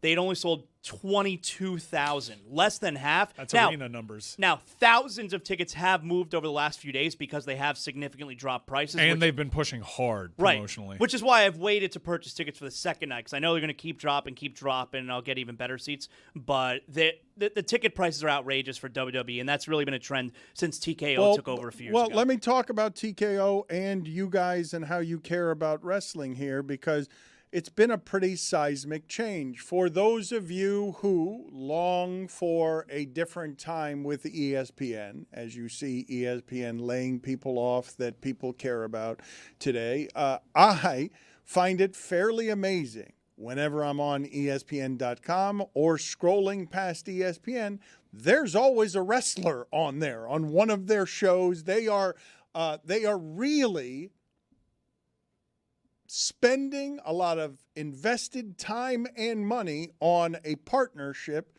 with the new business model of wrestling. I've told you that Nick Khan, who is a power broker at the very height of all of sports, that for a while he was basically running ESPN. Nick Khan, when he was at CAA, was essentially doing ESPN's programming because all of his clients were at ESPN, and then he got out at the time that he milked everything that he could from ESPN because he saw that this day was coming, and now he profits a different way off of ESPN. How do you two, you and Mike, who care so much about wrestling, feel about how wrestling is managed right now and the way they appear to be gouging people who are now turning around and saying, no, we're not going to do this. You have to have an appreciation for your customer base if you're going to sell to me. Yeah. You can't be some sort of outsider who's going to come in here and try and take my money when you don't care about this as much as I do. You care only about the business of this. It feels like a very short-term view that the company has with the way that they price tickets, like as if let's make as much money as possible right now, because we're not going to own this thing forever. Because if we were going to own this thing forever, you have to make sure you get families in the door. Even if the families are sitting all the way up top, you got to get the families and little kids in door so they can be fans their entire life, like me, where I'm now spending my income on wrestling and going with my boys. It feels like that's not what's happening here. That it's just about let's milk this thing dry for everything it's worth. We're going to treat it like a business, and then we're going to get rid of it when we feel like it's not profitable anymore. Mike, are you getting mad? Oh, I've been mad, but I'm a lifelong wrestling fan, so they know that they have certain fans by the balls. I pay for Netflix. It's the only thing that got me to pay for Netflix. I don't watch it on Netflix. The programming is bad. And I bet you if we saw the internal numbers, I bet you fewer people are watching WWE Monday Night Raw live on Netflix. Fewer people are watching that than AEW Dynamite weekly. I feel pretty strongly about that. I don't like that I have to have Netflix and I have to buy the additional ESPN package. And when I do so, I have additional commercials. I'm paying behind a paywall, a pretty big premium, a sizable one. And these shows that famously used to go without commercials don't just have a little bit of commercials in them. It's mostly commercials. And I'm watching this. I'm like, I know they have me, but I'm glad that I have an alternative. I know they have me, but the casuals that came around when WrestleMania 40 was happening and they were telling all these great stories, they have more than left. The ticket prices bother me, and not for me in particular, because thank God I can afford it, all right? And it's where I like to spend my disposable income. But I feel bad for other people who can't go. Like, I like for people to go and enjoy this really great show, and TKO doesn't allow it. And you know why there are so many commercials, Dan, for WWE PLEs now? It's because ESPN has to recoup their investment because they regret paying that much for it. And look, Nick Khan was really good at getting ESPN. For context, Nick Khan's the president of WWE. Nick Khan, over the course of his very illustrious career, was really good at getting ESPN to overpay for stuff. And I think it's pretty obvious. ESPN, and there have been reports on this, ESPN fairly immediately regretted the investment that they made in WWE. But like Zaz highlighted, I don't think these are moves with a future in mind. Yeah, Vince McMahon. There's no long-term view. Vince McMahon ran house shows in towns because he saw the long-term investment. It was always affordable in that, even though they would not make money for him running house shows in that town. Keeping fans in these remote places at that price point was an important thing. And that was Vince McMahon. Not a great guy. I don't know if you've read the papers lately. But every move that they made is driven by the dollar, and that's all right. They got a business. They made a big investment in purchasing this, but it was bound to catch up to them. I don't think they anticipated it catching up to them this fast. Zaz, you mentioned pricing people out, and you like the idea of introducing a new generation of people to something. What are your favorite things to introduce people to, where you get the most pleasure from the discovery of, I know about this thing and I want to share it with you. I want to be the one who shares this thing with you so that I can get the credit when you are filled with wonder and discovery about something that I showed you. I don't really feel that way with wrestling, because I like for people who like wrestling to be able to go. I don't try to convince people that wrestling is great, because I know it's very niche, okay? So I don't care about that. But I do like bringing someone to see Pearl Jam with me. Like, I like when someone who has never seen them, who likes them on the periphery but has never seen them live, I do really enjoy introducing them live. Mike will never forgive Pearl Jam or Eddie Vedder for what they did to him at Hard Rock, where they played none of their hits on the first night, the night he went, and then they played all of their hits, and the second show was amazing. The first one was vastly less amazing. You'll never forgive them. The second show was more for Pearl Jam fans like myself. The first one was for Pearl Jam fans. First one like was for me. Zaz. Yeah. But I do consider myself a Pearl Jam fan, and I wasn't a fan of theirs really until Zaz took me I to brought the him show. for his first time. That's right. I brought him. We were in the second row on the floor. Those are good seats. Was that the tuna sandwich day? Yes, that was me being a conscientious friend, if that's what you're referencing. What does that mean, a tuna sandwich day? I don't know what that is. He packed me a sandwich famously for the road trip to Tampa. Yes, that was me being a good friend. Yes. You don't know that story? I don't remember that story. No. Come on, Dan. I didn't pack. You packed me a tuna sandwich. I didn't pack tuna sandwiches for the road. Okay, What happened was I was making myself a tuna sandwich because it was lunchtime, and Mike had just arrived at my house early, mind you, for us to wind up getting in the car and going to Tampa for the show. Mike got there early. I'm in the middle of making myself a sandwich. I'm going to be a dick if I get into the car and I only have a sandwich for myself. So I took out another bun and I made Mike a sandwich as well. Here, I made you one also. Why are you so defensive about your generosity? You could have eaten the sandwich there, but it was packing them for the road. Because they make it sound like I got in a car as an adult and I make tuna sandwiches for everybody. I mean, I'm That's all just it's doing. What'd you do? That's what you did. I remember just being surprised at being handed a sandwich. He's like, "Hey, I made you a sandwich." Yeah. And it's, wrapped up in plastic. It was. And we're just two guys on a roadie, and he packed me a lunch. Headed to wrestling. No, it was to Pearl Jam. Pearl Jam. All right, I just put together a You know top what? 5. That's a fine. I put together a top 5 of whoa, wait. It's a famous How is that a story that we fine? told several times, and now we're headed to wrestling. He wasn't listening. All right. He wasn't listening. I sat through a 60 minutes interview and climate change. You couldn't deal with 30 seconds of a Pearl Jam story just and a can't believe sandwich? we didn't Well, ask one of the Jeff. great Jonathan Zaslow stories. That's part of his lore, man. We won the lottery with tickets that night because it's lottery-based where I get my seats, and I got my tickets. I went up to the booth. Holy shit, we're in the second row on the floor. That was a nice treat. Yeah, not listening, fine. You know who opened that show? Kings of Leon. Mm-hmm. And that was when they just started, hey, let's stop dressing like hippies and start dressing sexy. There he Hunter goes. Penalty, 2 minutes 4, not listening to Wow. the show. Wow. I put together a top 5 of things I like to introduce people to, because I love what you're talking about here with like bringing someone to a concert for the first I like time. making people happy. Yeah, it's the best feeling. So when you can introduce someone to something, I sent some stuff to the video team. So my first OLI, the Randy Johnson bird video. When you get to show someone this video of Randy Johnson killing a bird for the first time. Okay, but how do you It's introduce that to electric. someone? You say, have you ever seen this video This is a before great in your list. life? It's a great feeling to introduce people to something. This is a great Yeah, list. this is one of the best that exists. Another OLI, a new piece of pop culture content, whether that's like a TV show or music, like you just said. Like when you get to share an artist or a TV show with somebody, the long-term reward of like a few weeks later having someone be like, hey, I haven't stopped listening to this artist, or hey, I'm on season 3 of this TV show and I want to talk about it with you. That's one of the best long-term feelings. Number 5, Barry Bonds baseball reference page. Have you ever shown someone these numbers for the first time? Because every time I've ever sent someone who knows anything about baseball to the pretty Barry Bonds baseball reference page, pretty they are mind blown by what they see. There's multiple 4-year stretches where he led in every offensive category, pre and post steroids. I mean, the most impressive part is you look at his final season, and it's like, they didn't want that guy to keep playing? Right. Yeah, they all decided they didn't want him. Number 4, a fun new idiom.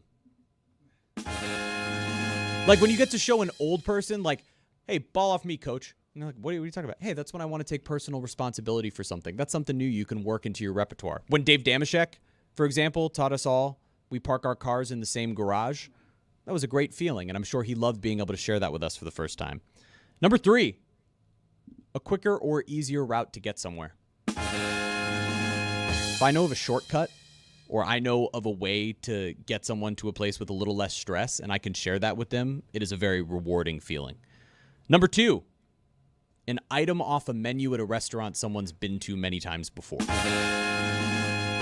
I can share with you that the crispy Brussels sprouts at a place are really delicious and you've never tried them before, and now I've unlocked something new in your order, because a lot of people, I don't know about you guys, I go to restaurants and I have like my standard order, and so most of the time I'm getting the same thing. If I can try something new and it's on recommendation, I'm very happy about that. And number 1, the Grape Lady YouTube video. These buckets are filled with grapes. What kind of grapes? These are filled with Chamberson grapes, and the winner this Saturday, who's studying music, eating international foods, having wine tours and tastings, vineyard tours, seminars, arts and crafts. It's a lot of fun, a whole day. Stop. Oh, Our show had so much fun with that sound. Did we ever actually learn what her injury was? Yeah, she broke a few ribs, I think. I was inspired because I like introducing people to stuff Thank too. you. So I quickly put together a top 5 things of mine that I like to introduce people to. Number 5, Elvis's incredible rant. You remember that?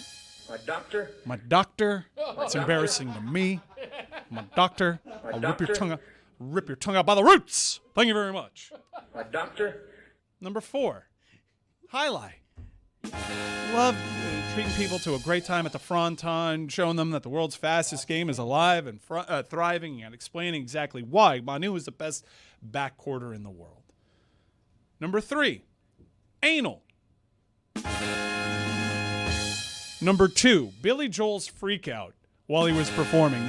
You guys, you don't remember that? No. Oh, dude. He's playing the piano and he's like pissed off because they're shining. Quit lighting the audience. He's like, quit lighting the audience. And then it just cocaine fuel just like throws the. You have to see I it, love man. Billy Joel. I've never seen this. Really? Watch it after the show. I've never seen this. Like, he just tosses his keyboard.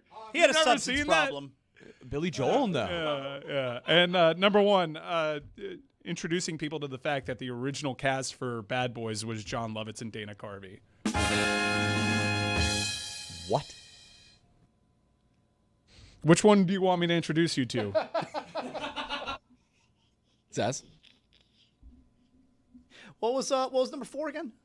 Highlight. No, I'm good with them all. I think I like the Elvis one. Oh man. All right. Dan took an extended one, huh? I should have made it number 2. You're trying to Leslie Stahl until the end of this show. Because it's me.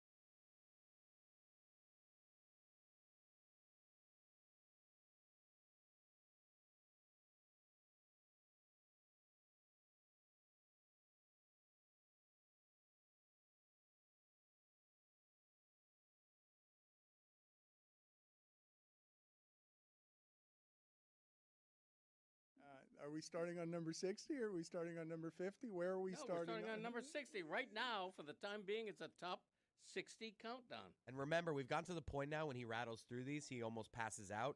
You can take a breath. Like, we don't want you to die. Right. Take a breath if you need to.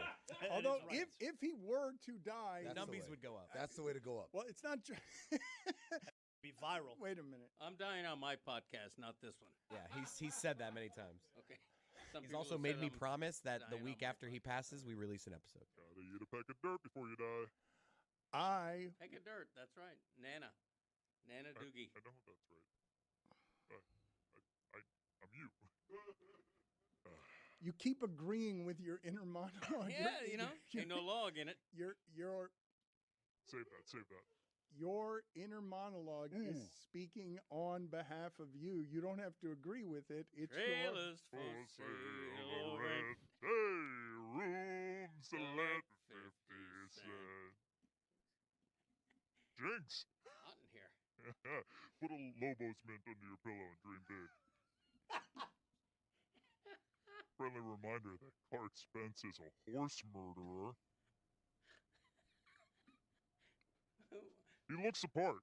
If we were to set up a lineup of people that would shoot horses for fun, Clark Spencer, top of the heap.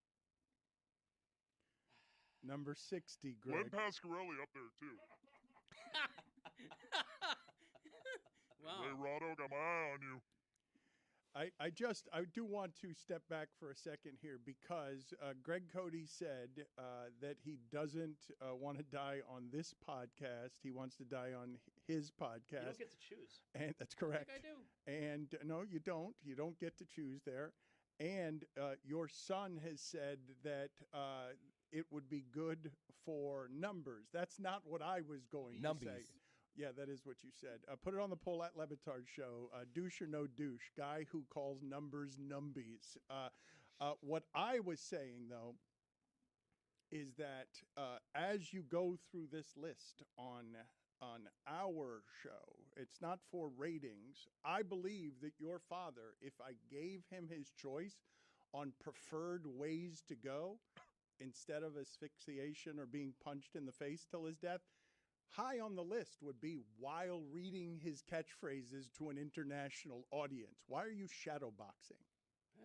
Seems like the thing to do. Got to stay on your toes. Got to be on your toes in this business. You're sitting. Hold on. 17 is great. Hey, that's what I'm talking about. I don't appreciate it. It makes Zaz furious every time, but it makes it makes Tony so happy. Tony is rarely as radiant as he is when.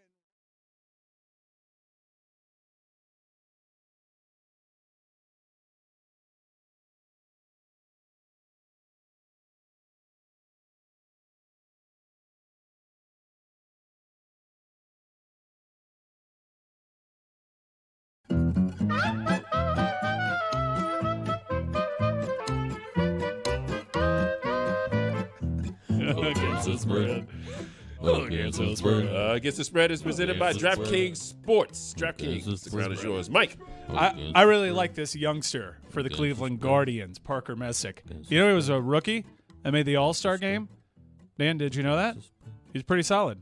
Against the spread. Did you know that? The Cleveland Guardians, they pitch. They don't hit so much. Well, Parker Messick is a big reason why they pitch. He's only given up more than 2 runs once over his last 5 starts. And Dan, the Twinkies are a-sliding. They're going in the wrong direction, so I'm going to go with Parker Messick and them boys against the spread. -1.5. Get it on the DraftKings Sports app. Available in all 50 states. Against the spread. Against the spread. Against the spread. We're going to get to Juju in a minute here. We have an assortment of announcements to make, but one of the things that is just being reported is that Cam Newton is reportedly being laid off by ESPN. What are you smiling about, Mike? What I mean, you that? could see that one coming. Could you? The Whitlock interview that he did and Stephen A., putting Stephen A. in a really awkward position. He behaved ridiculously. Yeah, of course. Like you could see, like he knew that he was stepping into it, and he stepped fully into it, and I guess consequences. What are your thoughts in general on just what is happening at ESPN? Sucks. There's today? a lot of talented people that I have a fair amount of respect for that are losing their jobs. And this isn't new though, right? Like this every year. No, this happens. Yeah, but I mean, it doesn't happen to people with like 30 years of tenure all that often. So there's some pretty shocking names there, but. Once they started spending big on a couple of talents and also rights fees, you could see that this day was going to be coming. It's been long rumored, and we were told that it was going to be some pretty big names, but I'm still surprised by some of the names that we're hearing. McAfee and Stephen A. are going to get blamed, right? I wonder how this is going to play out because people like to complain about ESPN, but as I sit here today, I think there are only fewer than 10 people that actually would matter in a substantive way. Beyond the clucking, people like to be outraged. It's a bigger sport than any of the sports. But are there even 10 names right now that would result in legitimate outrage? I'm not going to watch anymore. The games are what carry you, and the games are what matter, and they are betting again and again on the games. Are there even 5 names, honestly, that if I gave you more than 5 names and said you're going to be shocked by these names, I think there are only 5. Let me think for a second, because I haven't given this a lot of thought, but I don't think it's even 10 where America would be outraged in a way I'm not watching anymore. I'm not going to be a part of what they're doing. I'm so pissed off that I'm going to take away my dollars. I hang around after big games on ESPN, and I'll enjoy Scott Van Pelt. And I stick around because of Scott Van Pelt. And there are some people that move, but all in all, like, they're the decisions that they've made in programming. And also, I've changed as an individual. I have different interests, I guess, but I couldn't tell you what's on in place of Around the Horn anymore. I don't know what's. Do you know what? No. I think it's more NFL Live, perhaps, but that seems like a solid place. I watch NFL Live. I have a great deal of respect for Mina. I think she's excellent there, and that's not one that I watch on mute. If it's on the TV and I'm channel surfing, I'll stop on that. But no, they're programming decisions. But it's not for me. I have different interests. I think they've paid off with a lot of their moves. Doubling down on Stephen A. and making him the star of their network has worked out for that show and that time slot. And Pat McAfee, I think, is tremendous on College Game Day, and using that piece of real estate that they have for the daily radio show only makes him that much bigger of a star. My point, though, is that whatever the quibbles are with the confirmation bias of you want to complain about ESPN because it's the big beast, I think they're doing, while it hurts, the correct thing. All of the people that they let go, while it hurts in the moment and you get a little bit of noise, the correct way to invest your money is in just the 5 or 10 people that people actually care about, because they aren't wrong when they think that we and everything else is interchangeable or disposable. ESPN makes the people, not the other way around. Not always, though. And there's a lot of talents that never got an opportunity there. And, Pablo had to fight hard for opportunities, and sometimes had to. I mean, the opportunities that he got were really outside of ESPN. It was Ride Home Productions. That was production that was outsourced to a different company. But when we were there at ESPN, a lot of the people that we brought on to our show were people that were in-house that we felt were underutilized, and with varying degrees of success, like, we were able to help their careers and find ways to highlight their talents. There's a lot of people that we're saying aren't needle movers that are being let go today that probably haven't had the opportunity, and it's a sad realization of the business. My point is, though, emotionally you can object to this. Rationally, I don't think you can. Like, the reaction is a knee-jerk emotional one, but whoever it is I take off of that network, if I tell you there are only 5 or fewer than 10 actual needle movers, then the right move is, as everything changes in media, we're going to cut costs and we're going to make everyone feel how disposable they actually are. You know what? Let me think back on it, because I actually do ingest a lot of what ESPN produces, like in their audio properties. Greg McElroy's podcast, Kevin Clark does a tremendous job. When we're in college football season, I can't get enough. I'll channel surf from ACC Network to SEC Network and listen to Powell, because it's comfort food. When you mention, and we'll get to Juju here in just a second, though, but when you mention some of the stuff that you're mentioning, another move that ESPN made that wasn't giving the money to Stephen A. Smith or Pat McAfee was they invested in Peyton Manning and Omaha. They invested in this. This is actually a dirty secret that not enough people talk about. But as a production and content company, ESPN makes precious little of its own good content. They have to farm it out to McAfee, to Omaha. When you just mentioned Kevin Clark, yeah, Kevin Clark, Greg McElroy, Mina Kimes' podcast, like a lot of the good stuff that they do. Brian Windhorse's podcast too got over to Omaha. A lot of the good stuff that they're doing on audio are part of that Omaha group. What was the deal that they gave Peyton Manning? Wasn't it like a $700 million deal? Wasn't it some look this up for me, Jeremy, before we get to Juju and wrap this up at the end of the segment. Juju, thank you for joining us. Have you come to any realizations yet over who your new NBA team is? I don't know. I don't think enough is being made of the fact that you have quit the Celtics. Yes, sir, man. As a former Celtics fan, I got to admit, over the years, I had to ignore a lot of vibes, if you know what I mean. Like, for example, I'm pretty sure this means white power. I don't know the symbol for white power, but I got this at the Celtics game, damn it. And so, stuff like that, you dig? So I am happily taking my talents and three-point basket. I don't know girl. what you're talking about. It's 305. Three-point basket. For the audio audience, he's got a foam finger in the form of what It's a big appears to mover be over there in either a Boston. three-pointer or white power or 305. Take your pick, depending on your perspective. They can use it. They use it all the time. It's a gang sign when they do it. And as a consideration from my girl who's a Sixers fan, I'm already halfway in with the Eagles. I am taking my talents to the Philadelphia 76ers, and I am trusting the process. I'm sorry, guys. I know. You're just a Jaylen Brown guy. Whoa! You're a Jaylen Brown guy. When they sunk my boy off, I was like, damn it. Jaylen And is so, your. yeah, I'm following my boy. Jaylen is your Baker Mayfield. I go where Baker goes. They traded Juju's allegiance. They traded not just Jaylen Brown. You going to a rival is wild. Wow. That's a wild move. A trade to a rival, and It's it not takes, like I went to the Bengals. It takes Juju with them. That's it. Oh, my God. What an announcement from Juju. A shocking announcement. That's their biggest rival. Well, second biggest. I ask you guys to respect my privacy in this transitional time while I get my thoughts together. All right. Thank you, Juju, for making that announcement. You're going to hate Joel Embiid. Here exclusively. Can you grab your flowers and spread some positivity around here today? Who would you like to give flowers to?